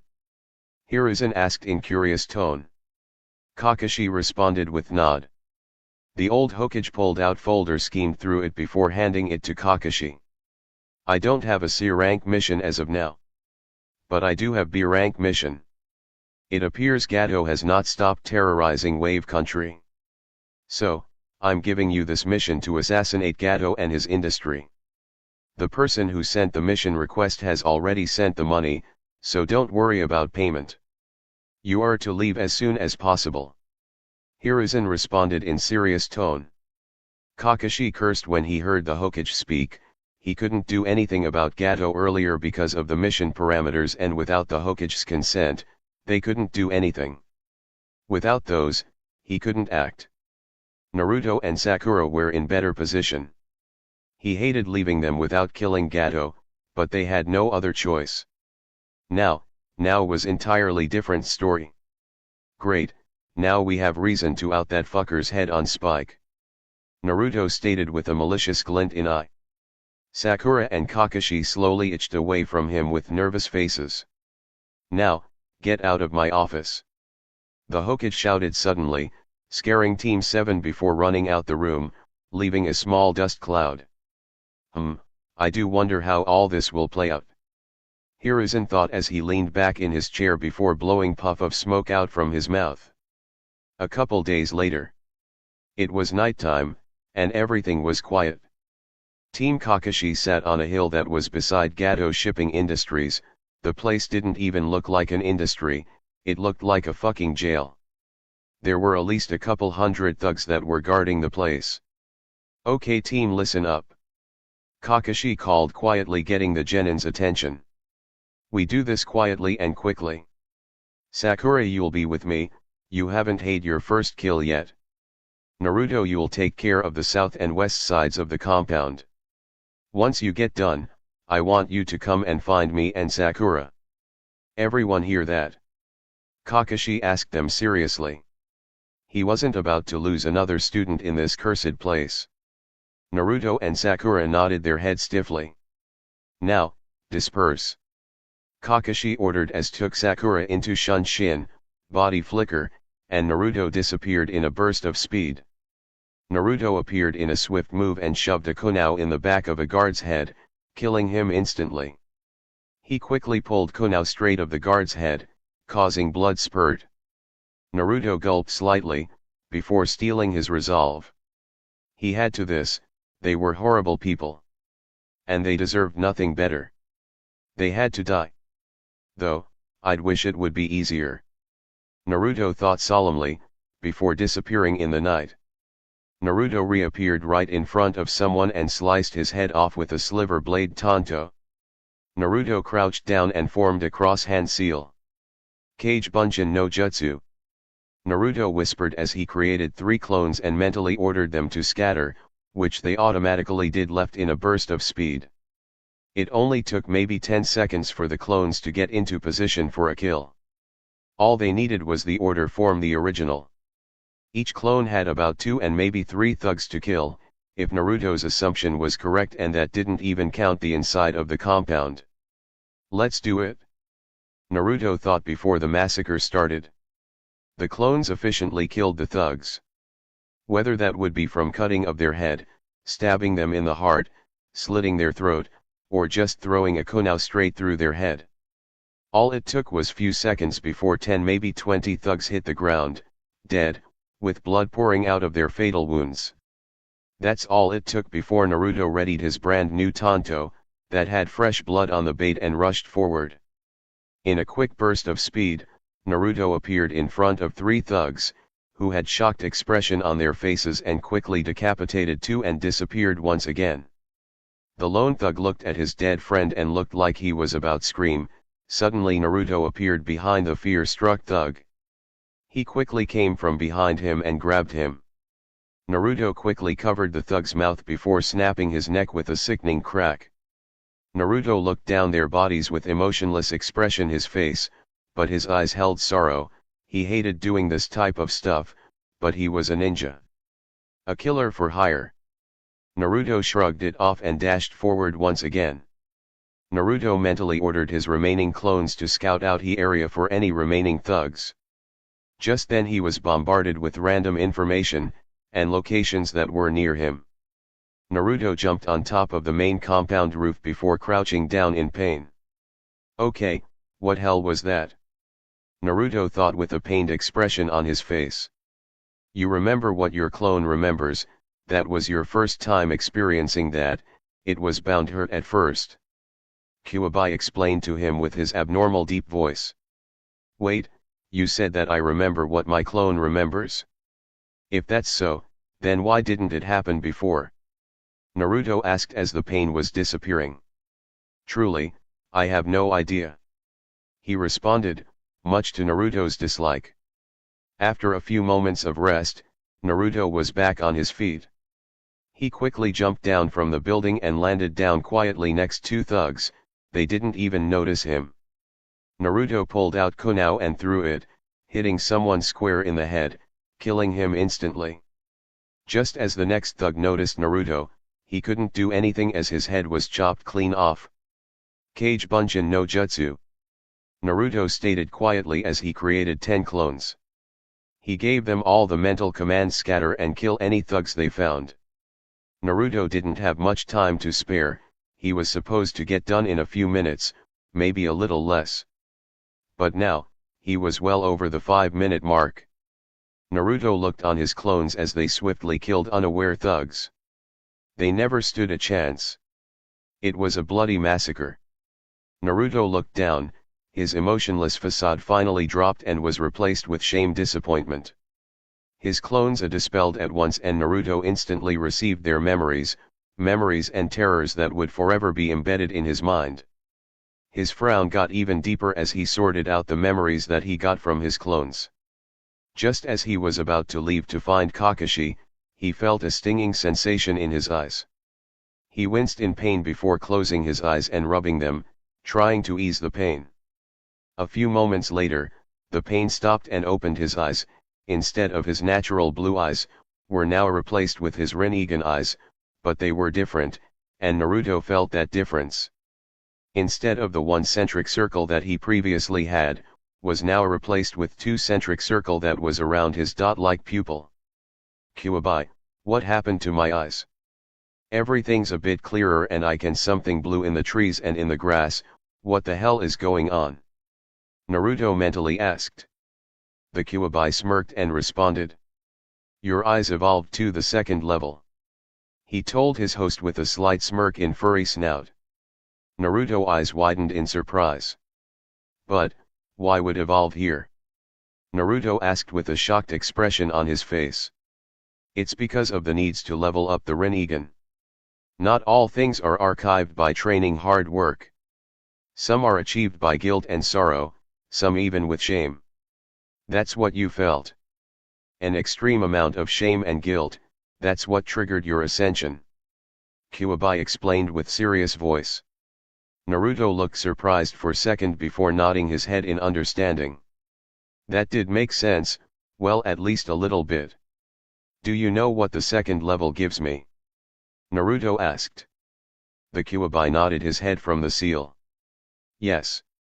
The abilities which come with second stage are, small increase in chakra reserves, your chakra control has been improved dramatically, you now have the last two elemental chakra affinities that you were missing.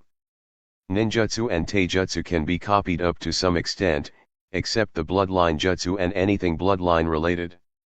Also, you were given the ability to combine your chakra affinities to make sub-elements that were only accessible unless you had said bloodline, X, water plus wind chakra equals Hyaton. Fast movements can also be seen and predicted like the Sharingan, but on a lesser scale. The user is not affected by genjutsu up to B rank, and lastly chakra can be seen in detail, but a great deal worse than the Byakugan. Kyuubi explained much to Naruto's shock. Once he got his jaw off the floor, he had to ask, this was too good to be true. Are you sure, Kyuubi? I mean that's a big jump in abilities and I don't feel that different. Naruto asked shakily. The demon just snorted softly. Yes, you moron, that's all real. Get ready, come time you get back in the village I'll start training you as well. I believe it's time I start. He told Naruto. If it wasn't in such a shitty situation, Naruto would have jumped for joy. But he had to get serious and he had to regroup with the rest of team. Few minutes later. Gato Industry front door. Naruto arrived to where Kakashi and Sakura was hiding. And slightly flared his chakra to alert Kakashi. The second Naruto saw Sakura he felt two things, pride and sadness.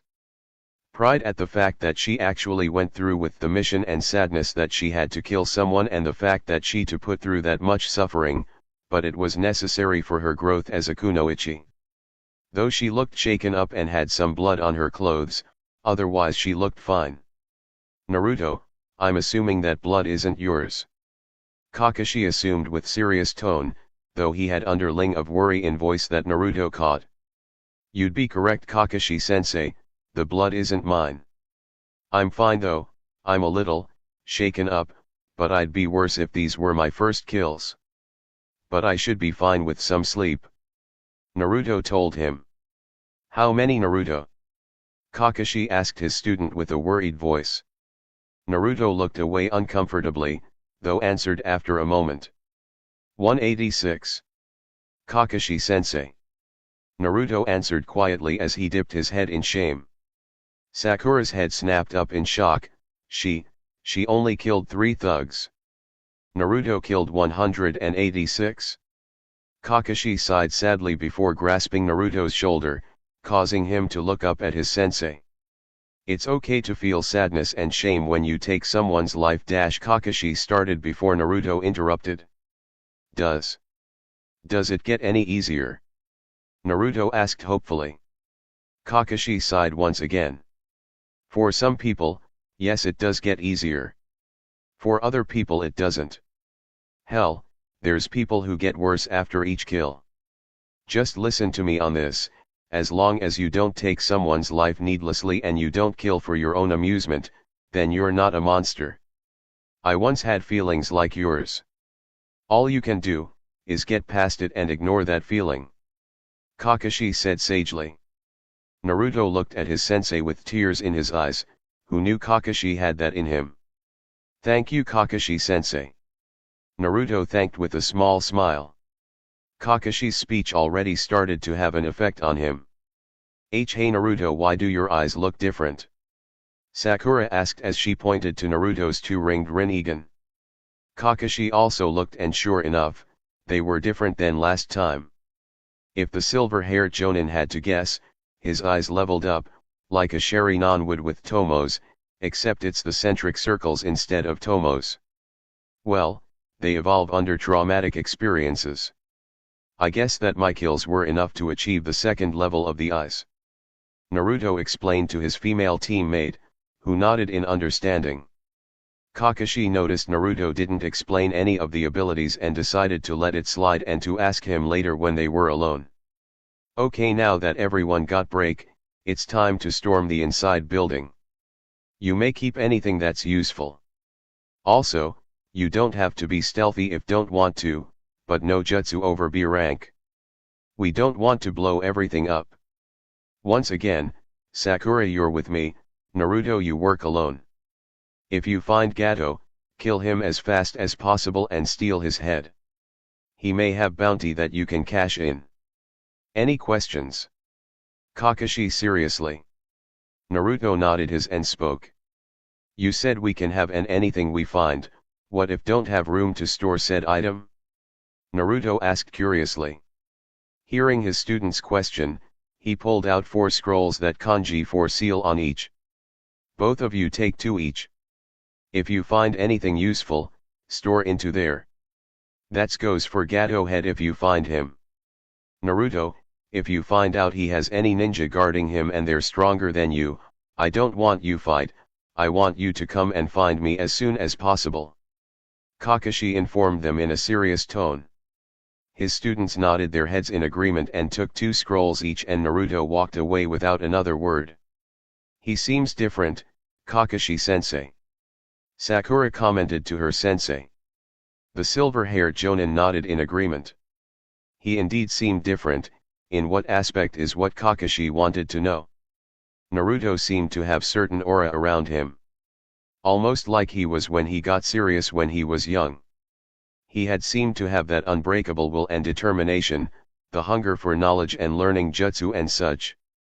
Inside Gato's industry building. Calm steps rang out through the bloody hallway, light dripping sounds could be heard right after each step the person took.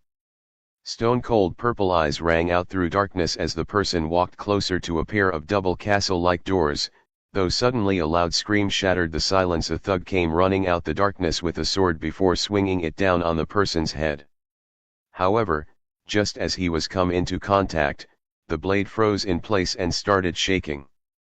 Piercing purple eyes stared into fearful brown eyes of the thug before the purple-eyed stranger lifted an arm, rested the palm of his hand on the fear-struck thug before whispering. Shinra Tensei.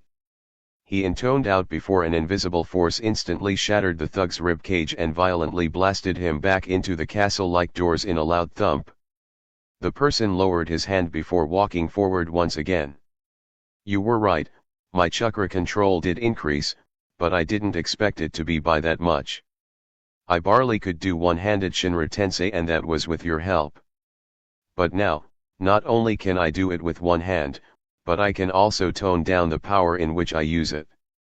Before it was just set interval of chakra I needed to use. I can hardly get over the changes. He thought with small smirk growing onto his whiskered face.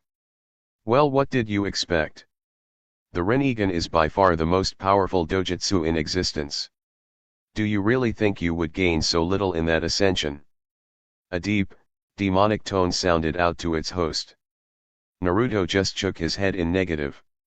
Seeing and believing are 2 different things, Kuwabai. He responded with mental huff. The 2 left the conversation at that. The blonde walked up to the wooden door and examined it for a few seconds. Should I destroy it, or should knock? Both are pretty tempting.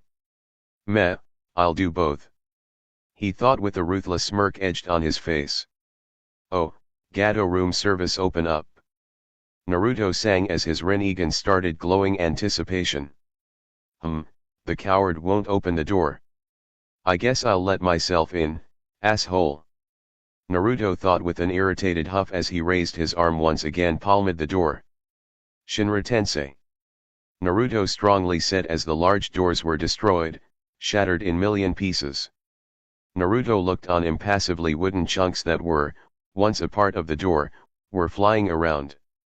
The second the small cloud wooden mist that clouded the area, were cleared, Naruto could make up maybe 40 maybe 50 guards, and Gato, who was at the center of it all, the brown-haired midget, was sitting on chair looking on arrogantly.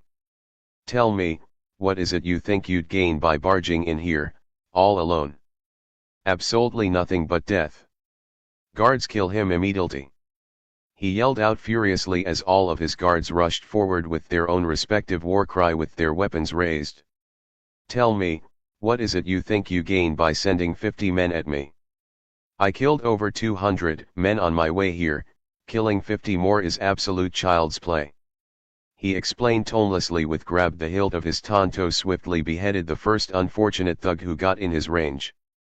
Naruto did nothing before they came charging forward even angrier. "Humph, useless," Naruto thought in disregard in their number over his skill. Naruto quickly disappeared as if he wasn't there to begin with. Suddenly 2 bodies fell without their heads, and Naruto reappeared and once again dashed forward with his tanto handed in reverse grip. "Futon, Kazekiri no Jutsu," he intoned before his tanto was bathed in a shroud of light blue chakra. Naruto quickly slashed forward, sending a powerful, invisible arc of pressurized air that decapitated 6 thugs. This time, he sent upward slash, sending a wave of futon chakra upwards that sliced 2 men in half, causing blood to erupt everywhere, showering Naruto and their former allies in fountain of their blood. Naruto reached up and wiped eye, which unfortunately had blood in it. Once that was done, he began to go through hand seals at a rapid pace as he gathered futon chakra into his lungs. "Futon, Shinkyuchiaku," Naruto stated before he exhaled 8 small pressurized air bullets that flew across the room at an alarming rate. Once they came into contact with the thugs, the result was instant, it bloody, gory mess. Each wind bullet killed at least 6 people each. Naruto looked at the scene with sickened eyes. This was probably the worst sight he had ever seen in his entire life. Detached limbs were littered everywhere, blood was pooling to every inch of the carpeted floor. Swallowing his disgust down, he walked over to the frightened Gato and looked him into his soulless eyes. Naruto raised his tanto up to where his heart would be and placed it inches away from his expensive suit that was covering his skin. "Any last words, Gato?" Naruto asked as gave a Rinnegan-induced glare and subconsciously added chakra to them and made them lightly glow. Gato swallowed his fright and spat in Naruto's face and smirked at him. Naruto pulled tanto back and sheathed it. Gato looked on curiously. Was he sparing him? This thought line was crushed when Naruto started doing hand seals at a rapid pace. "You'll be the first one I test this jutsu on. You should feel honored." Naruto spoke, almost mockingly. "Now, let's see if I have the chakra control to do this now." Naruto thought as ball of pure white chakras started to form in his right hand. As it formed, small arcs of white lightning began dancing around the ball of chakra. Suddenly, the ball of chakra disappeared, but lightning didn't. In fact, the arcs grew larger and traveled up his forearm. A shroud of lightning enveloped his whole arm and hand. On his hand, the Rinnegan chakra formed medium-sized drill-like extension that grew from the tip of his knuckles. From his wrist and up, lightning bounced on and off in an uncontrollable manner. "Kman, maintain pressure. Just a little more chakra, gotcha." Naruto thought in concentration before a small smirk came to his face as looked straight down at his arm. His hand had a 1.5 foot long lightning drill that completely covered his hand. His whole arm had uncontrollable lightning static that traveled up and down his arm. Gato looked on with his fear return full force as watched the kid dash. "No, this monster creates something that shouldn't be possible. Have mercy." Gato croaked out as he threw his short hands in front of his face, as if he was shielding himself from something. Naruto just growled at him. "You disgusting pig. Did you ever listen to anybody who begged for your mercy? Did you?" Naruto asked furiously. The lightning got even stronger and uncontrollable, as if the power was feeding off his rage, hate and malice. Gato went silent, he never gave mercy. It was one of his everlasting mottos. That's what I thought. Tonight, you die. Naruto yelled, pulled his right arm straight back. Raisenko. Naruto roared as drove his hand straight into Gato's chest, killing him instantly. Upon impact, Gato spat out a large glob of blood out of his mouth as his chest got drilled by the lightning. Naruto panted slightly, he pulled out his hand and deactivated the jutsu, causing Naruto to fall on one knee and breathed in jagged breaths. What the hell is wrong with me? Naruto cried in his mind as breathed even heavier. It's because all the strain you put on yourself. You massacred a lot of people. That's enough to make some people break as it is. But you also evolved your eyes, which gave you even more strain. But also using jutsu you never could get working also helps. It's not because you're out of chakra, but the strain you're putting on your mind is what's causing your pain. The Kyuubi told in an even tone, though, there was a sliver of worry in his tone. Naruto slightly nodded before he tried to get back up, but he fell straight back down, in even more pain. Naruto held his head and closed his eyes, subconsciously deactivating his Rinnegan. He heard some footsteps, but they barely registered in his head. Naruto! Kakashi yelled out from behind him as he ran into the room, but almost stopped short when he looked around the room. Bodies were everywhere, well, at least what was left of them. Naruto, did you do all this? Kakashi thought in shock, though as quickly as that thought came, Naruto's scream in pain interrupted his thoughts, causing Kakashi to run over to him. Naruto! Naruto, what's wrong? Are you hurt? Kakashi looked around Naruto form for potential injuries. He was caught off guard when Naruto grasped onto him and buried his head into Kakashi's vested chest and started to break down. I am sorry. I killed T then all. I'm such monster, T the villagers were right. Naruto went on and Kakashi just patted Naruto on his back. The silver-haired Jonin never did this before, so he just settled for this. Look Naruto, you're not a monster. You killed monsters tonight. The people who you killed tonight were nothing but monsters, they killed innocent people just for money. What you did tonight was good thing, what we did tonight was good thing. We all did great things, as Team 7. Kakashi reassured Naruto looked up at him with his blue mixed in with red from crying, in uncertainty. How are you so sure? I feel like monster, that's all I feel. Naruto asked quietly. Sakura had came running in and watched in shock at what was happening. Naruto, the strongest boy that she knew, broke down crying and started calling himself a monster. But did she hear that right? The villagers called him a monster? Why? Come on Naruto, let's get of here. Kakashi told him as he looked down at his student, who had passed out from mental and physical exhaustion. Kakashi walked over to Gato's body and pulled out his Hako Shakuratu and cut off his head and quickly sealed his head in a scroll. Naruto, what am I going to do with you?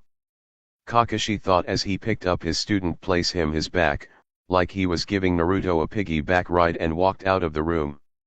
However, something caught his eye. On Gato's desk was 3 scrolls that had the Uzumaki clan insignia stamped on it. Kakashi walked over to them and picked them up. The scrolls were in okay shape, a little rough on the edges but usable. So, he grabbed them, placed them in this Jonin vest pocket and left the room, with Sakura in tow. They would never come back to this place. One day later. Inside Hinokuni.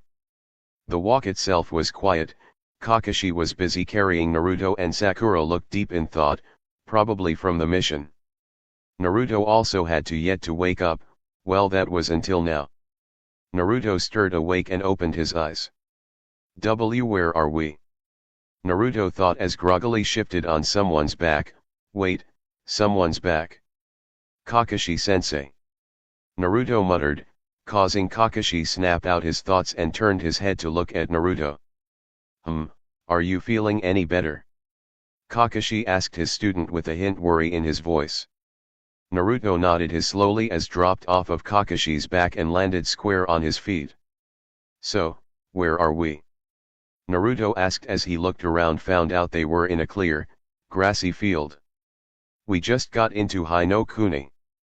Kakashi informed his student, who in return, nodded in appreciation. With that, the team started walking again. So, any plans once we get into Konoha? Sakura asked her sensei, who nodded slowly. Kakashi pulled out his precious and began reading. Yup, I decided that you're both ready for the next stage of training. Just let you both know, this training will be by far, the hardest training both of you have ever done. Kakashi explained to his students. Sakura, your chakra levels are finally ready for some ninjutsu, I'll teach you some when get back. Also, I will begin teaching you some better genjutsu as well. Kakashi informed her, much to Sakura's delight. Naruto, you will be learning more ninjutsu and mastering whatever your Rinnegan has to offer. I will also teach you your first high-level technique. Kakashi told him. Naruto had a full-blown smirk on his face. Hey sensei, can you teach me some more Suten jutsu, preferably a large-scale one? Naruto asked. Kakashi raised an eyebrow at Naruto's request. And why would you want that? Kakashi asked curiously. Truly he knew Naruto was ready to learn B rank and higher jutsu, but he didn't want Naruto to become power-hungry, though seeing as how much he matured since Sasuke's death, he didn't think that would ever happen. At least, he hopped. Sure, I'll teach you some. After all, I copied 1000, so I have plenty to go around. Kakashi responded. Naruto nodded gratefully. He really didn't have the energy to jump for joy like he would have, plus he really didn't feel like it. Doing that suddenly felt childish and beneath him. Kakashi-sensei, I have a hunch on what so of the abilities that I unlocked, though I want to test it, make sure. So, can you perform a jutsu that I don't know? Naruto explained and requested. Kakashi looked down at his orange-loving student with confused look before nodding slowly. They all came to a stop and Kakashi walked ahead of Naruto and faced him 10 feet away and reluctantly closed his book and placed it in his weapons pouch. Naruto immediately activated his Rinnegan and watched Kakashi. Kakashi just made 2 hand seals before landing on the cross hand seal. Raiten, Kage Bunshin no Jutsu. Kakashi chanted as he created what looked like normal Kage Bunshin. Naruto's Rinnegan glowed briefly before returning to their normal shade of color. Kakashi had a nagging feeling on what just happened, and he wasn't sure if he liked it or not. Naruto suddenly blazed through hand seals before landing on the cross hand seal. Sakura just watched confusedly from afar, wondering what they were doing. Raiten, Kage Bunshin no Jutsu. Naruto stated before a normal look shadow clone appeared. Kakashi watched with narrowed eyes. It looks like that nagging feeling was correct. An ability that allowed the use to copy jutsu. Kakashi raised his headband and looked straight at Raiten, Kage Bunshin no Jutsu, with his Sharingan eye, before snapping his fingers. Well Kuwabai, it looks like you were right, but that felt so much harder to do than I thought. Plus, I had to go 16 hand seals to make that jutsu, but Kakashi only 3, can you explain? Naruto asked the fox. The reason why is because you haven't mastered the jutsu like your sensei has. Think about it like this, when you copy another jutsu, it will always be worse than it was supposed to be at first. You still have to put work in to master that jutsu. Once you mastered it, the jutsu will be just as strong as another. The only thing it's doing, is it's showing the hand seals, the amount of chakra that you need to use and few other things. You get what I'm saying? He asked with slight growl. Naruto nodded slightly. You can copy jutsu, can you? Kakashi asked, not showing one bit of his shock show. Naruto looked reluctant but started explaining. I can, to a certain extent. But there are weaknesses. I had to use more hand seals than you did, also I used way more chakra than you did. So, as you can see, it's not perfect. Naruto explained to Kakashi, who nodded in understanding. Though Naruto, while I have no problem copying jutsu and such, just try not to do copy from an ally without their consent. Though, go ahead and copy an enemy, who knows when that jutsu might come in handy. Kakashi requested. Naruto nodded slightly. He understood Kakashi worries. Sakura listened in awe, an ability to copy jutsu, that sounded crazy, but Naruto did it and Kakashi did as well. She wondered how powerful dojutsus really were. Because, so far from she had seen, they were way stronger than what she thought they would be. Come on, let's going. Kakashi waved as he pulled out his orange book and began reading, occasionally giggling. Naruto and Sakura watched their sensei walk off, sweat drops running down the back of their head. He'll never change. The two teammates thought simultaneously, though they wouldn't change that for the world and they both knew it. Kanahagakuer. Hokage office. Team 7, report. The Sandaime said with a professional tone. Kakashi nodded his head and began explaining the mission. By the end of the report, the old Hokage was looking at the team worriedly. He knew this type of mission would be hard, but they needed it. Especially Naruto. Though the way Naruto looked, the old Hokage had to say, he had a different aura around him this time around.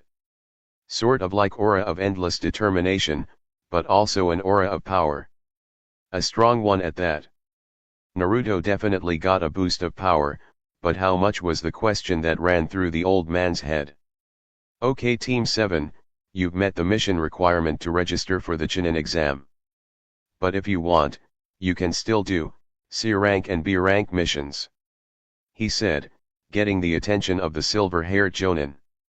I want you train your students even harder than usual. Trust me, they'll need it. He explained to the Jonin, who nodded in acceptance. As long as they're not mass-killing missions or assassination missions, then I'm game for going on some more missions. What do you say, Sakura-chan? Naruto asked his pink-haired teammate. She looked thoughtful and little fearful but nodded to her teammate. Yeah, I wouldn't mind. Sakura said softly. It was already the plan, Hokage-sama. Kakashi responded formally. The Sandaime nodded and dismissed them. The old Hokage nodded slightly as left and started doing his paperwork with one thought in mind, I'm too old for this shit. Sometimes I really hate Minato for dying, so he could graciously hand the hat back down me. Hiruzen thought as he muttered something about dead blondes. Private Team 7 training ground. Kage Bunjin no Jutsu. Kakashi shouted as created a clone. He mentally ordered the Kage Bunjin to lead Sakura into he forest to teach her some Doton Jutsu, as that was her nature. Hey sensei, how are sub-elements formed? You know, like that hunter Nin's Hayaton.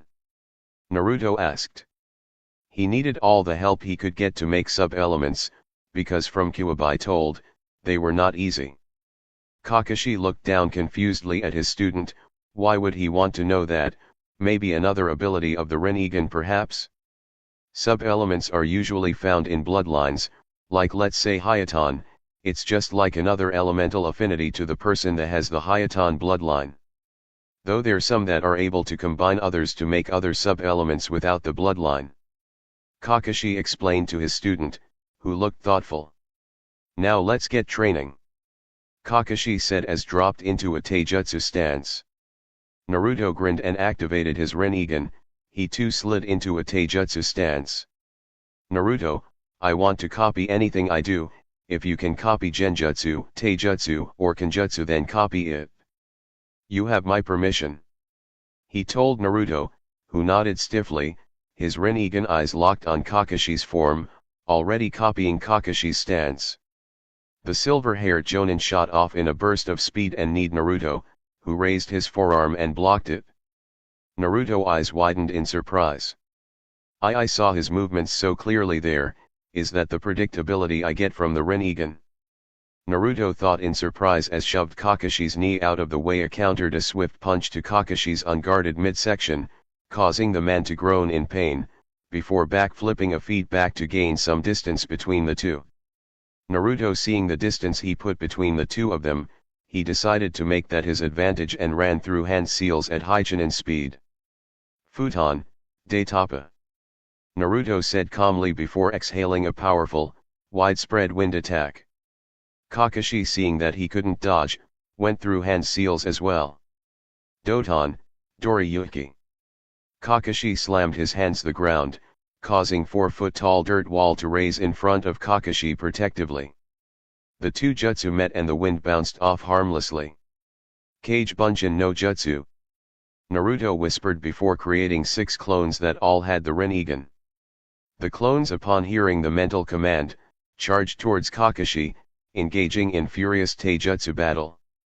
Though Naruto was really confused, okay, why am I seeing through my clones? Naruto asked the Kuwabai.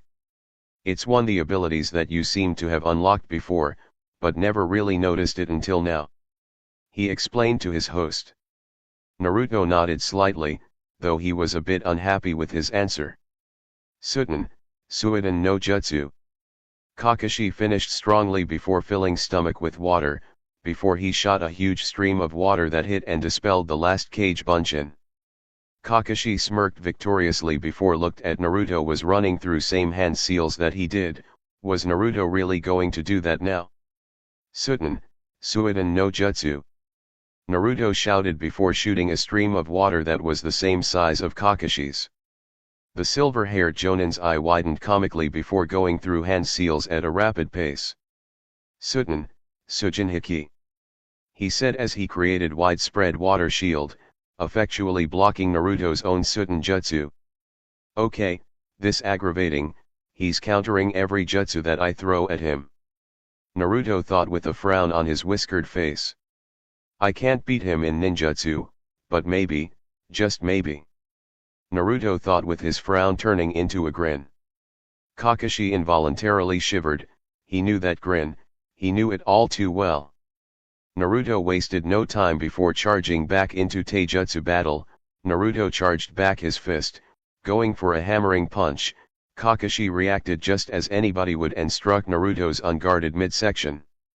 Naruto grunted in pain and grinned. Naruto dropped to his back, curled his legs around Kakashi's outstretched arm, tightly trapping it. Kakashi raised an eyebrow before pulling his free, well, at least he tried to. Naruto grunted before he started to channel Raiten chakra into his left foot, making his foot ignite with a fury of lightning. Naruto suddenly brought up his whole body like a sit-up and flung himself into the air. He came bolting down at a surprising rate with his foot reared back. Kakashi had barely enough time turn his head before he was kicked inside of face. He got launched back, but not before hearing his attack name. Hakotakure Kusudo. Naruto shouted as Kakashi was launched back in a few trees, tearing them down upon impact. Naruto grinned happily before he fell on his ass in exhaustion. It looks like copying and using a newly copied jutsu in the middle of a fight really takes its toll. Naruto realized as panted in exhaustion. Just then Kakashi came out of the nearby bushes with nasty bruise on his right cheek and his mask was slightly torn on the right side of his face. I must say, Naruto, that move you pulled earlier was pretty strong. It packed a hell of punch. He muttered the part as rubbed his sore jaw. So, what rank would you give it? Naruto asked in between pants. Kakashi raised his and grasped his chin, making a thinking pose. I would have to say high B rank, bordering A rank. I'm guessing that's an original technique. Kakashi told him. Hearing his sensei's answer, he smirked in triumph and nodded happily. So, why did you ask about sub-elements earlier? He asked curiously as he brought up their previous conversation. Naruto just laid on his back, looking at the clouds. I'm going to tell you secret, Kakashi-sensei. Naruto informed him without looked at him. Kakashi nodded in understanding, looking at the blonde expectedly. Seeing the look in the corner of his eye, he began explaining. Me and Kuwabai are on talking terms. Naruto said, shocking Kakashi down to the core. Kakashi worriedly looked at his student. It wasn't that he didn't trust Naruto, in fact, he trusted Naruto with his life. Naruto. I know you're not an idiot as many believe. I'll trust you on this one, but please be careful, I can't afford to lose anybody else. Kakashi told him, but whispered the last part, but Naruto heard clearly. The blonde student smiled gratefully at his sensei for being understanding, before continuing. We made a deal. I allow him access to my senses and he'd give me help when I needed it. He even offered to even teach me a few things, he knows a lot about the Rinnegan. I knew I would need his help since he told me about it, so accepted his training. Since then, he's been pretty nice, not like what I've heard about him from anybody. I mean sure, he gets angry a lot, sure he probably kills without remorse, but just maybe he just needs a friend relieve him of his hatred. That what I want to do, that's another goal to do, is cleanse him from his hated. Naruto told his sensei with his Rinnegan eyes burning with determination and absolute resolve. Kakashi stared at his student, with his being filled with shock. The way he sounded, it was like he was already grown up into a man, he sounded so mature. The way he spoke, it really did sound like he absolutely believed what he said. If there's anybody that could do it, it would be you, Naruto. Kakashi thought with a fond chuckle. Kuwabai watched through the seal with surprised eyes before smiling. Not a smirk, but a real genuine smile. Maybe, you just might. But as you know, it won't be easy. But you are worthy of using my power. If he keeps going impressing me, then I'll even tell him my name. Until then, he'll have to get stronger. A hell of a lot stronger. Because I fear that masked man cause trouble in the near future.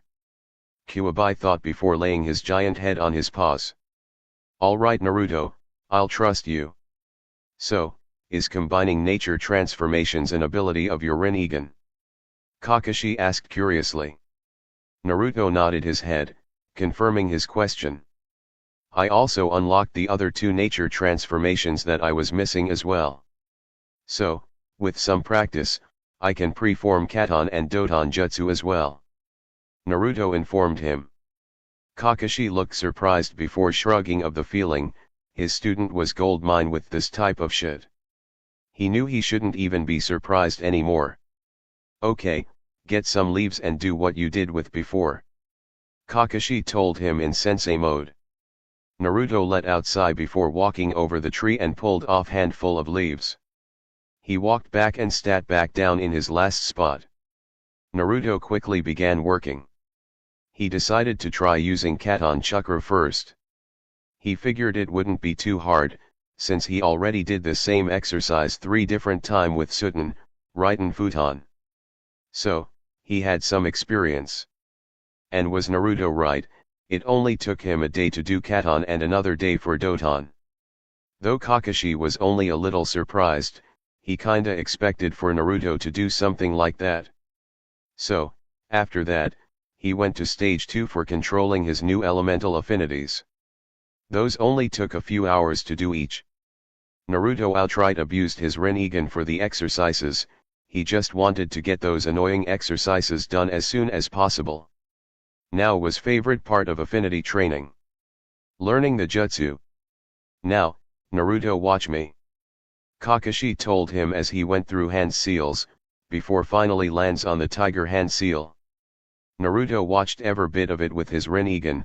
He also saw Kakashi gather the Katon Chakra deep within his lungs, then he brought up into his esophagus. Then he released it through his mouth. Katon, Gokakyo no Jutsu. Kakashi shouted as exhaled a large fireball that tore through air, striking a large boulder. He slightly damaged it, but it was mostly singed with burn marks. Kakashi lowered his hand seal before turning to meet Naruto's amazed gaze. That was at least twice the size of the fireballs that Sasuke would make. Remember Naruto, this jutsu is all about control, then power. Not the other way around. Kakashi instructed with serious voice. Naruto nodded slightly before he started to slowly go through hand seals, steadily gathering chakra. He eventually landed to the tiger hand seal. Naruto steadily gathered Katon chakra into his lungs, being careful to not to use too much. He guided it up his esophagus before releasing it through his maw. Katon, Gokakyo no Jutsu. Naruto bellowed as he exhaled a medium-sized fireball, sending it into the boulder Kakashi hit, singing it slightly. Kakashi looked unimpressed. The Katon nature was the hardest to master, while Naruto's fireball was a bit smaller than Sasuke's, but it still was nothing to scoff at. Naruto was already a natural prodigy without the Rinnegan. When Naruto used the Rinnegan to learn and master jutsu, seeing the effects up close were nothing short of amazing. He did something that people would take some people years to do, yet Naruto did it in a couple of days. It just goes to show you, give the Rinnegan to prodigy, then that's what you get, a prodigy that only appears once every 100 years. Good, keep going. The more you use the jutsu, the more you'll feel familiar with it and the more chakra you'll be able to pump into it. Kakashi instructed. Naruto nodded his head with determination. Naruto stood straight as he stared at his sensei in the eyes, or rather eye, with a knowing look as he held his fists closed tightly from beside his body. It's time for the Chunin exams, isn't it? Naruto asked with a small frown his whiskered face. Kakashi nodded his head and responded. Indeed. Though, since we're a teammate short, I need you to actually work together. Kakashi told them. His students nodded in understanding. These exams are nothing to scoff at, Naruto, Sakura. While I know both of you are strong individually, I still want both of you to be careful. Anything can happen these exams. Kakashi finished with a serious look on his masked face. Naruto and Sakura both looked at each other, as if they were communicating telepathically, before nodding at each other in consent. Both of them knew how serious these exams were, not only to themselves, but for the village as well. The Chunin exams were a worldwide event that happened every 6 months. What a lot of people didn't know, was it was also a way to show their strength for their respective village, as a substitute for war. I know I trained both of you for this, and I have complete faith that you'll both make Chunin, my cute little genin. The silver-haired Jonin stared at his students in pride. Naruto had gone from a practical loser, to now a practical genius. Sakura had come from being a less talented shinobi to now being a young, strong, and capable Chunin-level shinobi. Naruto had opted a change of clothing. Instead of wearing his normal orange pants, he decided to wear a pair of midnight blue-colored umbu-style pants and wore a pair of blue-colored gloves that had metal plating on the back, much like his sensei's. He also wore a pair of black shinobi sandals. Naruto also had his tanto in its scabbard, that was tied securely around his left pant leg. His Raijin no Ken was in its scabbard, that was tied around the opposite pant leg. Naruto surprisingly had 2 wristbands with kanji 4 seal on them both. Inside those seals were used to access Konao and Shuriken faster. Sakura also changed her clothes as well. Picture her clothes from Shippuden. I'm a bit too lazy to explain them. Good luck, the both of you. Kakashi exclaimed before dispersing in a puff of smoke. Naruto and Sakura looked at each other. Naruto grinned at her reassuringly, giving Sakura a confidence boost. Both split ways to prepare for the upcoming challenges. They somehow knew that something was going to happen, they just didn't know what. Line break. Naruto had stopped by his house and basically stocked up supplies. 2 large-sized chakra wire stacks, check. 40 manually detonative explosive notes, check. 200 Konao and Shuriken, check. 5 flash bombs, check. An extra tanto, check. 5 first aid boxes, check. Okay, that should be everything. Naruto listed off as he went through his inventory as he left his apartment, well, at what was left of it. The whole apartment complex was pretty much all run down, and his apartment exclusively had demon slang written on the house in all different types of profanity. To be honest, reading them all was amusing, but the ignorance that all them had was the icing of the cake from him. Before, seeing all those things saddened him to a great extent, but now was a different story. He didn't really care what they thought of him. To be honest, he couldn't care less. They were all blowing hot air at him.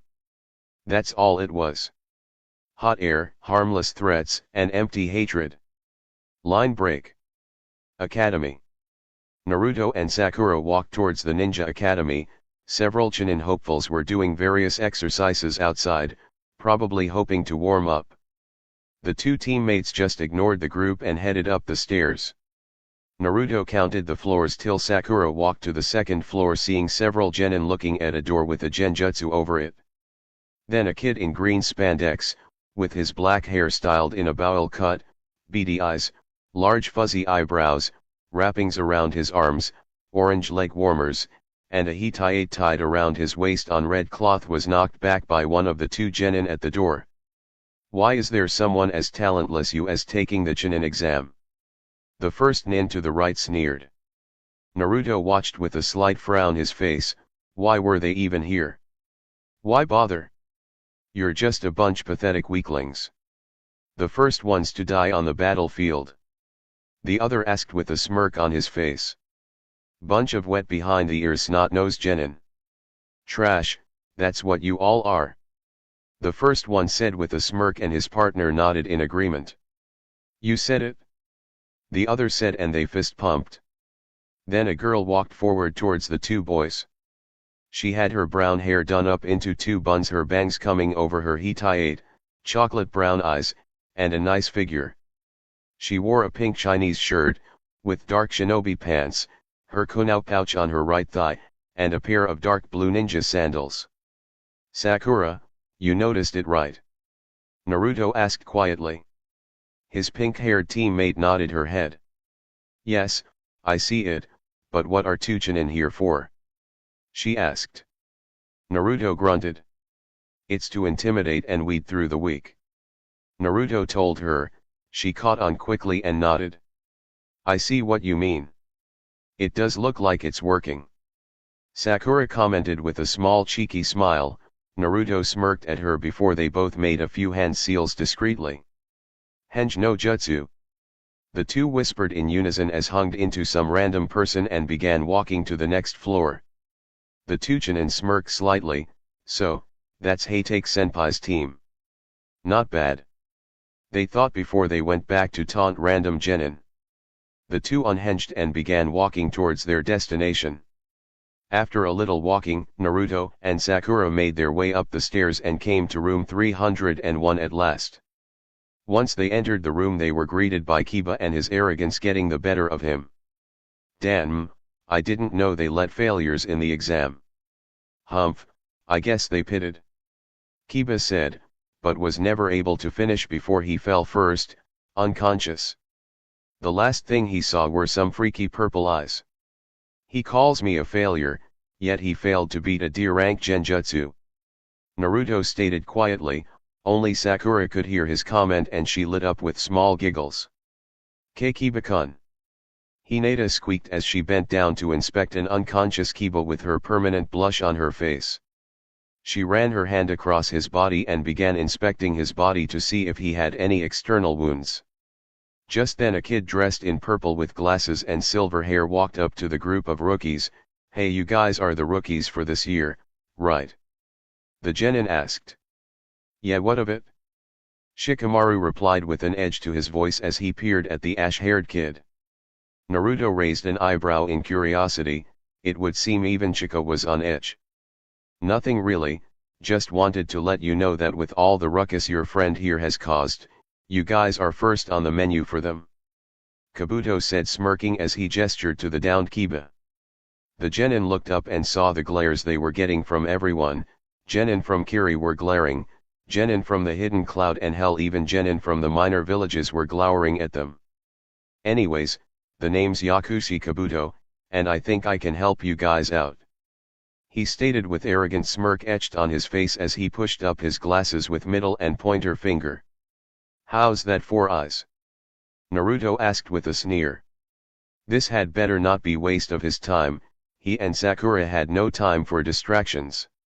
"With these, my ninja info cards." Kabuto gestured as pulled out a deck of cards that had an orange backing to them. They were each engraved with some sort of lettering. "You're what?" the now awakened Kiba questioned with a mocking smirk of face. "Those have got to be the lamest things next to the dead last. If you didn't notice, those cards a blank." "Moron." Kiba muttered the part as he stuck his hands in his pockets and struck a cool pose, well at least to him. "Maybe now, but if I channel chakra into them, I can get all of someone's information that I was looking for that I've gathered on them," Kabuto said as he did some tricks with them. Naruto narrowed his eyes in suspicion.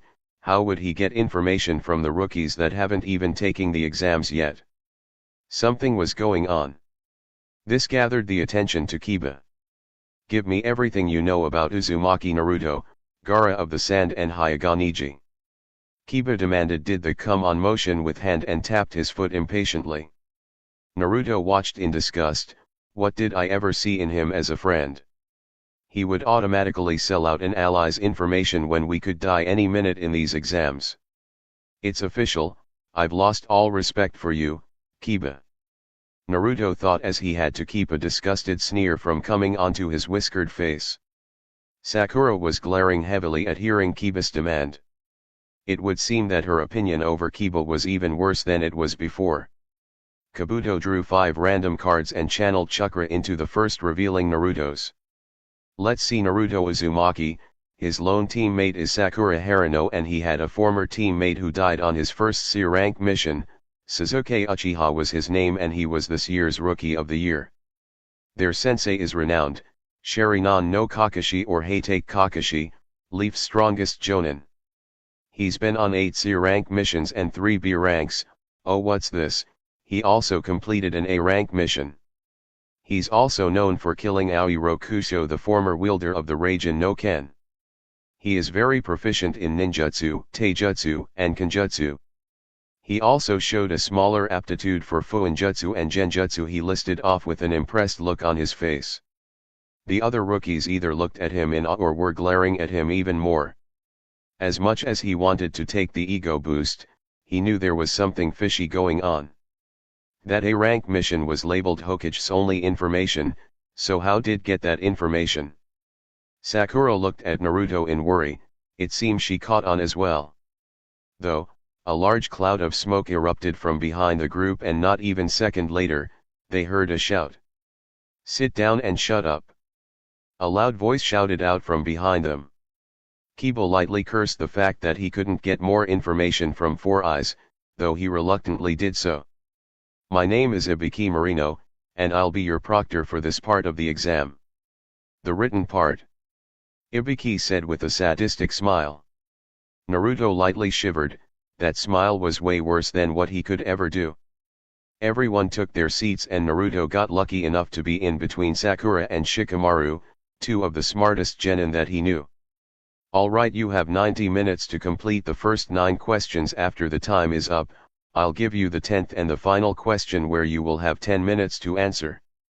If you are caught cheating, you lose 10 points. If you get caught 5 times then your whole team is out of here.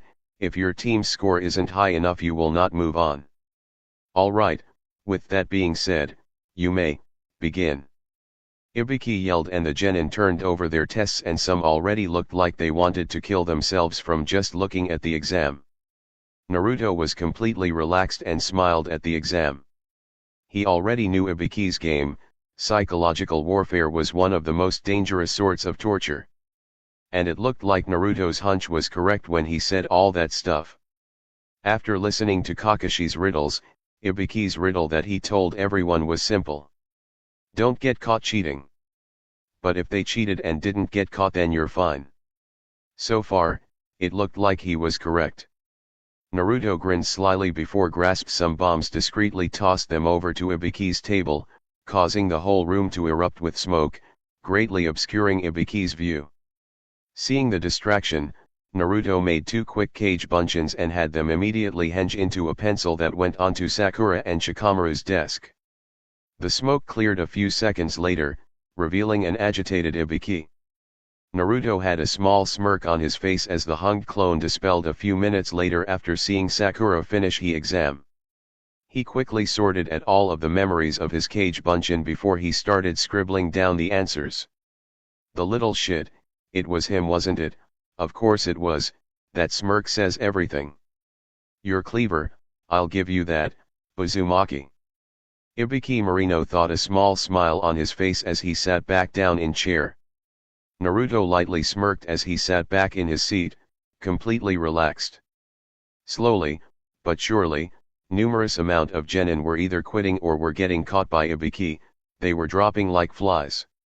A few minutes later, Ibiki grinned. He was standing the exact same spot as when he had told the rules of the exam. Ibiki spoke up, looks like we've already dropped the incompetent ones. I will now give the problem, since 45 minutes have already passed. So, listen up. This is the 10th and final problem. The room was dead silent, everyone were at the edge of their seats, besides Naruto, waiting for the final answer to their exam. But before I do, there's one thing I must say. There will be one special rule for this last question. Ibiki continued with a chilling glare that was aimed towards the nervous and anxious genin. I will now explain, Ibiki continued. This is a hopeless rule. First, you are all going to choose if you wish to take this 10th problem or not. That caught everyone's attentions. It was Tamari of Suna who spoke up, choose. So, what happens if we don't take the 10th problem? If you choose not to take it, Ibiki replied, your points will be reduced to 0. In other words, you and your team will fail. A lot of murmur caused through the room, and here is the other rule. The room fell silent again. If you choose to take it, and you get it wrong, you will lose the privilege to take the Chunin exams forever. He shouted with a mad look in his eye as a fresh wave of killing intent washed over the room, making many of the genin shiver in fear. However, to some of the more experienced genin like Naruto, Sakura, Gaara, and Tamari were just fine, as they have either been trained to withstand killing intent or they felt way worse before. Bother were particularly right for both parties. This really caught Naruto's interest. What game was Scarface playing? First, he says they get to choose whether or not to take the 10th problem, but if they don't, then we fail. But if you do take it and you get the question wrong, then you're banned from Chunin exams ever again. Kiba couldn't take it anymore. He had held in an outburst for way too long. What the hell? There are people that have taken the exams in the past. You were unlucky. He countered with a shout, almost immediately, as he expected that same exact outburst to happen. This year I am the one making the rules. That is why I gave you the option of quitting. Those who are not confident, can choose not to take it, and just take the exam later this year, or the exam after that. He trailed off when he heard chuckling, then full-blown laughter. He turned to look and was heavily amused when Uzumaki laughing his ass off. Please. The villagers here are more intimating. Naruto scoffed as quieted down. Tell me something, why does everyone think that the Chunin exams are the only way of getting promoted to Chunin? I mean, it's simple, just get a field promotion. It a common thing. Hell, you can be foreign genin from a foreign village and not even make it through the exams, yet their respective cage could probably promote them anyway. So, not doing the Chunin exams would be a coward's move, and I hate cowards. Naruto explained, much to the amazement and the shock to the genin. Ibiki smirked for a quick moment before going back to his stone, cold, emotionless act. Though he probably would never say it, that boy was special. He knew it the day he saw the boy outrun a fully trained ninja at the ripe age of 10 years old. I will ask one more time. Ibiki started, this is the choice that will impact your life. If you want to quit, now is the chance. He finished. Naruto leaned back in his chair, looking straight into Ibiki's eyes, and said one word. Adorable. Ibiki looked Naruto and shook his head in amusement, before shouting. Well, for all people who had the balls to stay, then you all pass. He shouted the last part, his personality came to a complete 180. He looked up at the many shocked genins and smirked. He looked at Naruto, who had closed his eyes but opened them to look at the window. So, she finally shows her face. Ibiki muttered before he took a step back. They didn't know what he meant, though. They didn't have to ask since a big ball flew through the window and broke it into 1,000 pieces. The ball revealed a woman, who put the ball's cloth behind her. Okay boys and girls, follow me. I'm the single Anko Mitarashi, the examiner of the second part of the Chunin selection exam. She shouted in flamboyant manner. Many sweat dropped as Ibiki spoke behind the cloth. You rushed it, Anko, again. He said slowly as he released a loud sigh of. Anko didn't answer, instead, she looked at the genin and stated, wow, 77 people, Ibiki you let 26 teams pass. The first exam must have been too soft. Why did you allow them all to pass? Your exam must have been very easy, it seems you are going soft as well. Anko stated mockingly as she struck a pose. Ibiki sighed at Anko's antics. You would think after being around the woman for hours every day for that past 5 years then he would be used to it, but no, no. Don't look at me, this year's batch is just a lot tougher than the last. He told her with a comical huff with his eyebrow violently twitching. The genin just watched with collective sweat drops. Where was the strict and sadistic Ibiki that was just here a minute ago? It's been a while since I saw Anko. The last I saw her was when she taught me how to throw konao at the Forest of Death. Ah, good times, good times. Naruto reminisced as he watched the two Takubitsu Jonin bicker like little children. Training Ground 44. The remaining teams and Anko shortly arrived at Training Ground 44. Naruto looked at the forest, with a look of pure remembrance. He had to admit, the forest still looked as creepy as it did before, but it didn't really faze him as much as it did all those years ago. Welcome you maggots to the Forest of Death. Anko announced with a gleeful look. Naruto stared at Anko with a look of admiration. That sadistic nature of hers was very enticing, especially to him. That body of hers wasn't so bad either. Naruto snapped out his little daydream, adopted a look of confusion. Okay, what the hell was that just now? Was I just checking her out? Naruto thought incredulously with a small blush. Though, he wasn't wrong, she did have a really good-looking body. Though, his blush was wiped of his face when his danger senses went off and instinctively dodged a kunao that was flying straight at his neck.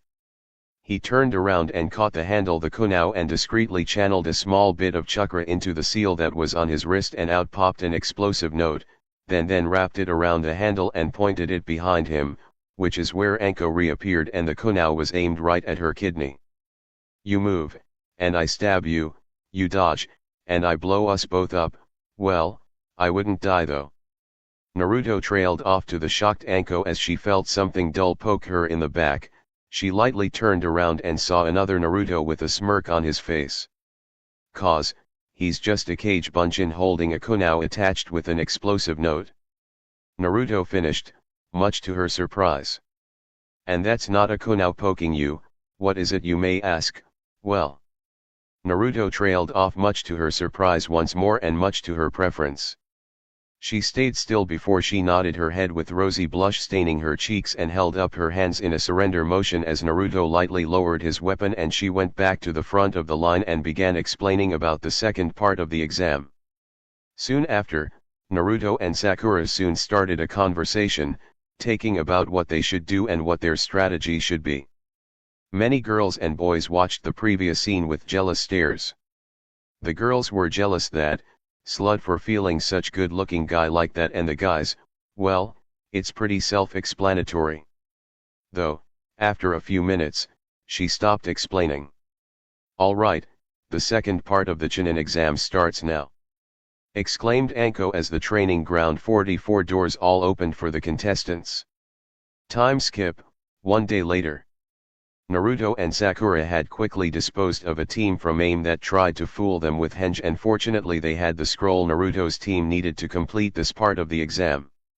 So, they decided to calmly head for the tower, then relax for the remaining time they would have. The poor AIM genin, on the other hand, well, his family would be getting an unfortunate letter from their respective cage. Naruto decided that Sakura should hold both scrolls, as he was the best fighter out of the two and she took a more supportive role. That's why they would think that Naruto had the scroll in the first place. While Sakura wasn't defenseless when it came to combat, she still wasn't nearly as strong as Naruto. Suddenly, Naruto created 4 cage bunshin, which confused and surprised his female teammate. Almost as if he sensed her confusion, he turned to her as they came to a stop on a thick, singular tree branch. I'm sending these cage bunshin to scout the area while we traverse through this forest. I don't want to be hit by surprise and then somehow getting us being separated. Naruto explained before he mentally ordered the cage bunshin leave, which they immediately did so in a burst of speed.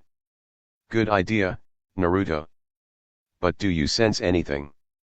Sakura asked her blonde teammate, who closed his eyes and concentrated for a few moments before he nodded his head. Yeah, I got 2 teams to the west of us, along with a decently high chakra signature, around mid-chinin level. I say we move more stealthy, and suppress our chakra signature. I mean, I'm not the best sensor, so someone could be suppressing their chakra and they would be able to completely go off my radar. Naruto suggested. She looked like she was thinking about it, before she nodded her head in agreement. She got Naruto's message.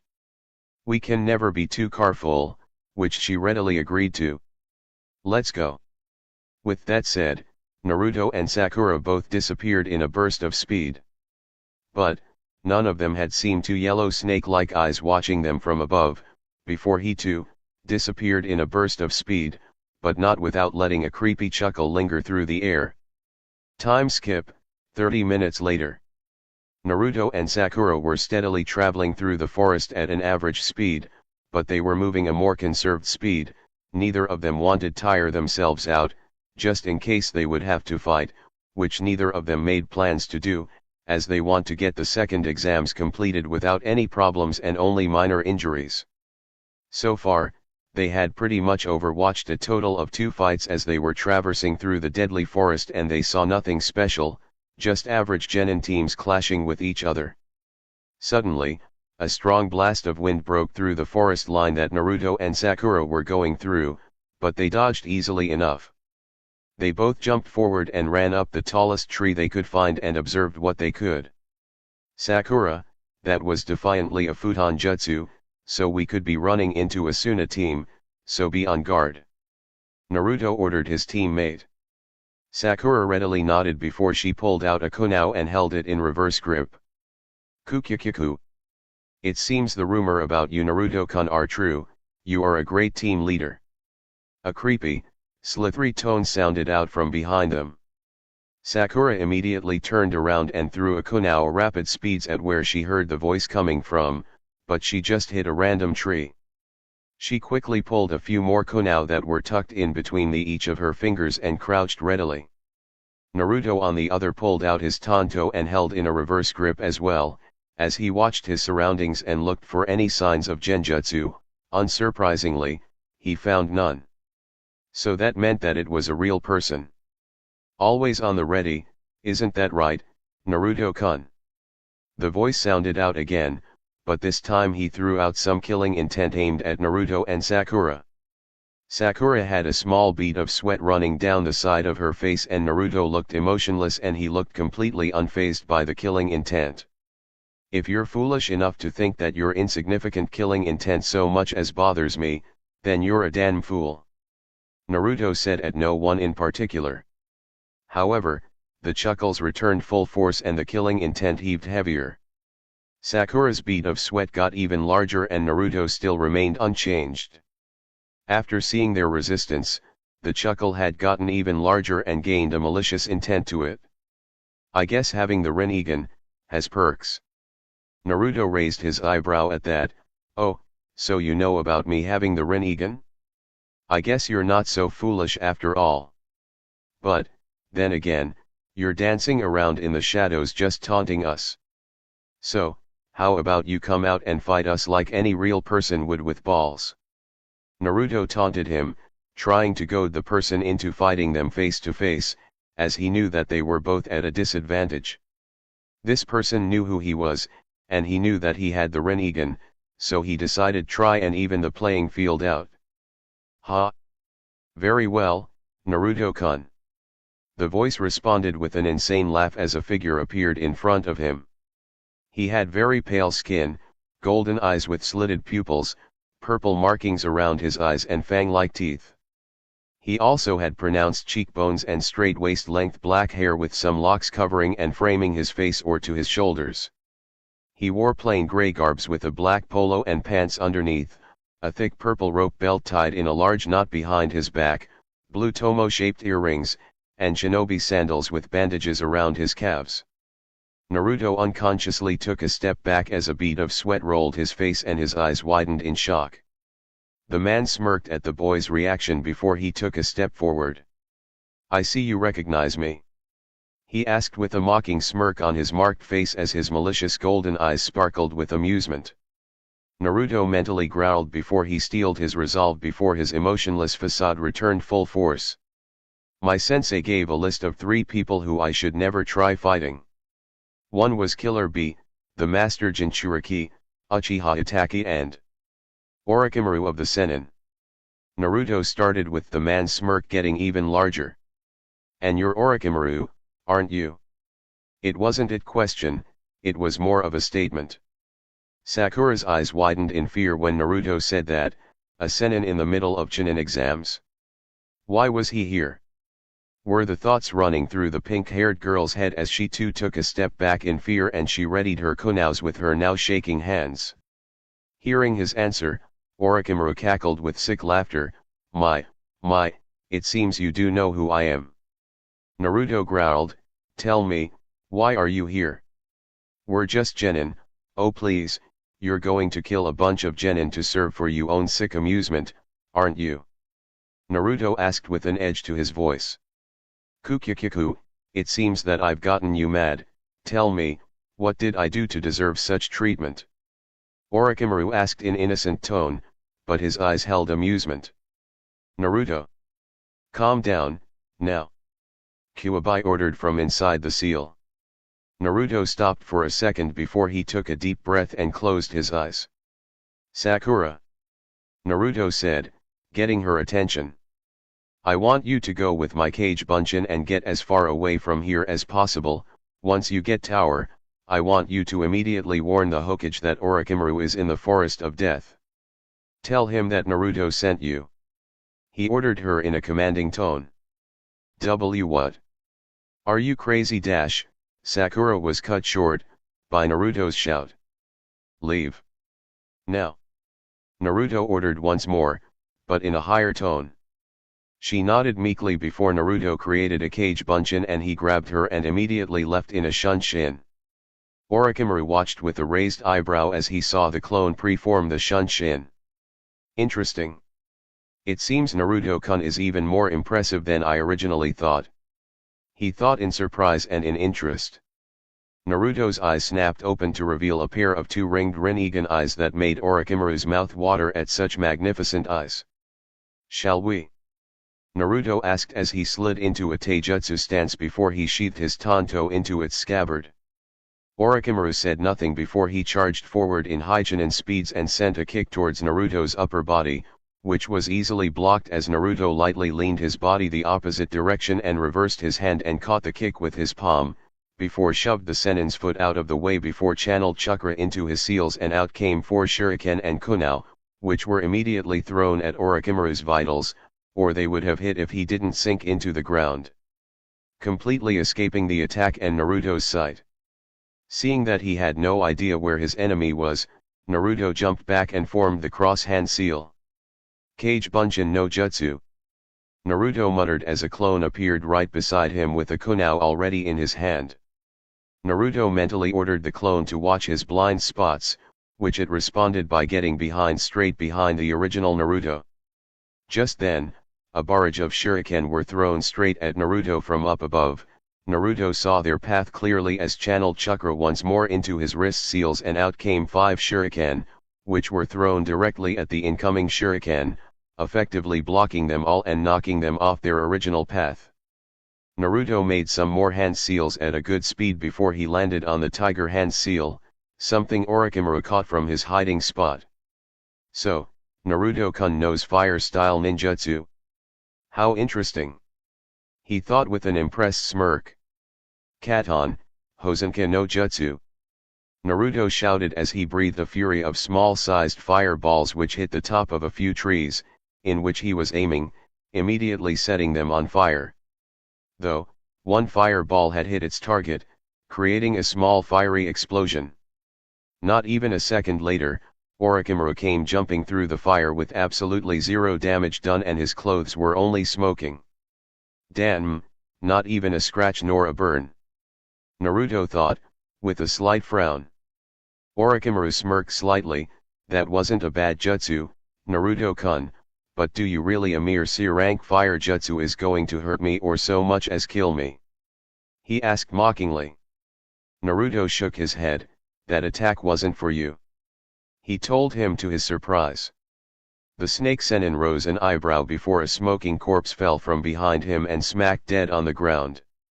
Oh, I see, you weren't aiming for me. You were aiming at completely different target. Bravo! Orochimaru praised as he clapped his hands, an impressed smirk on his pale face. But how about I show you a jutsu of my own? Orochimaru said as he ran through hand seals at mid-jonin speeds, which Naruto's eyes followed along with some trouble. Doton, Date Zoinin. He shouted before he slammed his hands on ground as his started rumble. Orochimaru smirked at the rumbling. Now he want to see what would happen if Naruto had to go against an A-rank jutsu that he had never seen before. Naruto, with his Rinnegan, was able to see the chakra build up before the snake Sennin released the attack, so he had a head start on dodging, and which he did. He used a seal-less Kawarami no Jutsu, before he also shunshined away onto the top of a nearby tree. Though, his Rinnegan eyes also allowed him to copy the technique as well. After Naruto escaped, about 20 sharp, large earth spears shot up from the ground and stabbed Naruto in lots of different places, but namely, they stabbed him in his heart, one of his lungs, through his stomach and through the dead center of his right knee, which caused his body to start bleeding profusely from the wounds.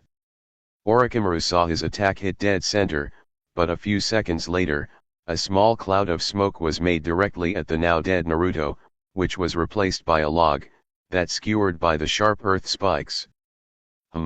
A substitution jutsu, impressive. He thought with his smirk getting slightly larger. Naruto from up in the tree, made 2 hand seals and landed on the tiger hand seal once more, cupped his hand near his mouth and shouted. Katon, Goryaka no Jutsu. Naruto breathed a large fireball, but soon it was developed into a flaming dragon head that zoomed in at the surprised Orochimaru at even more surprising speeds before it came into contact, creating a good-sized fiery explosion. His attack created a good-sized fire, that was caught by some random trees and the grass that below their feet. Once he smoke cleared, Orochimaru was seen standing completely still, without injury once again, but this time, his clothes were burned pretty badly, as half of his kimono was burnt off and some of his pants were singed as well. Well, I certainly did not expect that. The snake Sennin chuckled when he saw frustration spark in the boy's Rinnegan eyes. But it did pack a punch, I'm pretty sure it knocked the wind out of me. He mocked with booming laughter. Naruto decided to take his distraction as an advantage as a kunao appeared from the seal and he coated it with Raiten chakra before he threw directly Orochimaru, who wasn't laughing anymore. Please, if you think a Raiten chakra enhanced kunao is going to dash, his mocking words interrupted by Naruto's next words, which slightly scared him. Ninpo, Raiten, Kwani Kage Bunshin no Jutsu. Naruto bellowed as his one Raiden enhanced Kunao transformed and multiplied into hundreds that were all coated with the same blue Raiden chakra, simultaneously strengthening their piercing power, their speed and durability all at once, increasing their attack power by a great amount. Orochimaru ran through hand seals at blurring speeds, even in Naruto's eyes, before the Snake Sennin whispered. Doton, Moguragakure no Jutsu. He intoned strongly as he sunk clean into the ground and started burrowing himself, as he tunneled down beneath the earth, completely avoiding the attack.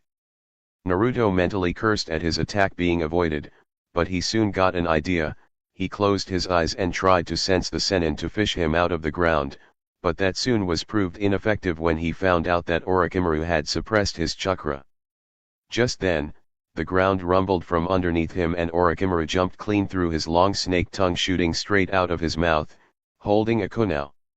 The blonde immediately jumped up, but he cursed when he realized that exactly what Orochimaru wanted as the Snake Sennin started go through hand seals at moderate speed, but unfortunately for Naruto, the Snake Sennin only had to go through a couple hand seals. So, Naruto was stuck completely in animation. Futon, Tade Futen. Orochimaru said his jutsu name before he took a deep breath of air before he breathed out a wide arc wind bullet. The attack wasn't supposed to pierce the target, no, it was used to break bones and cause internal damage. The attack hit, and Naruto was hit head on and was sent through multiple trees like a knife cutting through butter. Just as he came to stop, he tumbled around on the grassy ground before he stopped himself with a burst of chakra. He got up on one knee as held his chest and winced in pain. Fuck. I think that attack broke a few of my ribs. Kuwabai, would you be nice guy and heal me, please? Naruto asked as he winced once again. He heard the fox hump before he sent some of his chakra to his host and started numbing the pain first before the chakras started healing the freshly broken bones. He steadily got up on his feet as the pain numbed and saw Orochimaru walking leisurely towards the blonde, who was glaring heavily at Snake Sennin. Cool attack, that attack was a blunt force attack, right? Usually used to destroy smaller buildings, but you used it to break a few of bones to stall me, isn't that right? Naruto asked curiously with a quirked eyebrow as he slid into a fighting stance as he drew his tanto and held it in reverse grip. The Snake Sennin chuckled a small bit at Naruto's analyzation. You're correct, once again Naruto-kun. Truly impressive healing abilities. I would say that it's your Uzumaki genes or it's because your status of a Jinchuriki. He commented, slightly surprising Naruto with his insight of him being a Jinchuriki. So, you know that I'm a Jinchuriki? Naruto said mostly to himself, not once taking his eyes of his enemy. To be honest with you, I'm actually enjoying this. Naruto admitted, much to Orochimaru's surprise. You said that you're enjoying this, are talking about enjoying this fight? He asked curiously as he crossed his arms. Naruto chuckled a small bit, before nodding. Yeah, I don't know how, but I know that you're toying with me. While that alone angers me, I know I wouldn't last against fighting an S-rank shinobi at their fullest potential. Not yet, anyway. Naruto stated with a frown. He hated feeling weak and he was starting to feel that exact same way. While he was talking, he was strategizing inwardly. There's no water around, so water ninjutsu, I've used my strongest fire ninjutsu and dueling against him kenjutsu and taijutsu would be pointless. Maybe, yes, that might work. Naruto thought. Suddenly a shout was heard from behind Orochimaru, which surprised him greatly. Shinra Tensei. A bellow came from behind the Snake Sennin before he forcibly propelled forwards Naruto who was running through hand seals as well. Futon, Shinku Taichiaku. Naruto shouted as he exhaled a large blast of compressed air that raced towards Orochimaru's propelled form. That attack was Naruto's strongest futon jutsu that he had in his entire arsenal of growing jutsu. The attack hit head-on and shredded Orochimaru's clothes instantly upon contact and his skin and bones were next before a large blast of compressed air exploded in a sonic boom which sent Orochimaru hurling back into a tree line, which he was sent through like a hot knife through butter. Naruto breathed some ragged breaths before he jumped up to tree and observed the tree line that Orochimaru was just sent through, and he went through hand seals once more before he settled on the tiger hand seal. He then cupped his right hand near his mouth. Katon, Daigo Kakyo no Jutsu.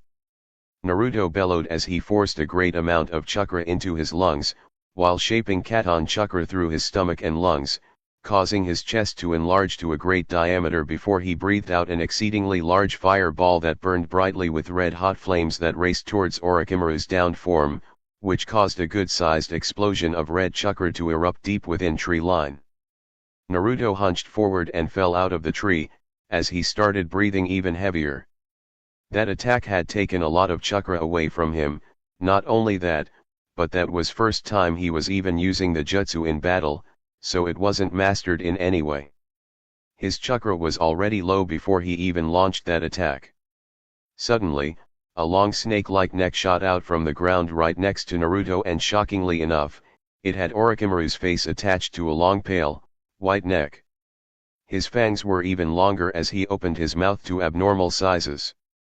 Naruto wasn't fast enough to react, and he was tired as well, so his senses were dulled at the moment.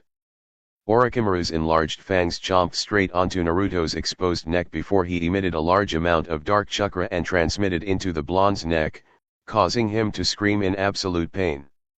The snake Sennin stayed in his current position for a few more seconds before he disengaged his snake-like fangs and watched with a malicious smirk as three black coma-like marks appeared onto Naruto's neck, directly above the place Orochimaru bit down. Naruto's eyes rolled back into his head before he fell straight onto his back, occasionally writhing as different pain spasms rocked his body. They continued as more dark and malevolent chakra seeped and grown into the boy. The rest of Orochimaru's body came through the same way his neck and face came before they pulled themselves together, and lo and behold, Orochimaru was fully healed and fully clothed. Truly amazing. That boy is a prodigy that hasn't been seen since Attack-a-kun. He didn't hesitate to kill me when I was down, he gave no mercy, he was ruthless and cunning, as shown when he tried deceiving me by making me think that he was down on his last legs. I truly almost believed it, but then the brat caught me by surprise with Shinra Tensei and used that futon jutsu. But he used whatever chakra he had left and used a large-sized katon, Gokakyo no Jutsu. If it wasn't for the fact that I could regenerate from even the deadliest injuries, then I would be seriously hurt right now. To think that I could have died because I didn't take him seriously. Orochimaru thought, clearly impressed. Yes, he'll make a magnificent host indeed. Were Orochimaru's last thoughts before he shined away.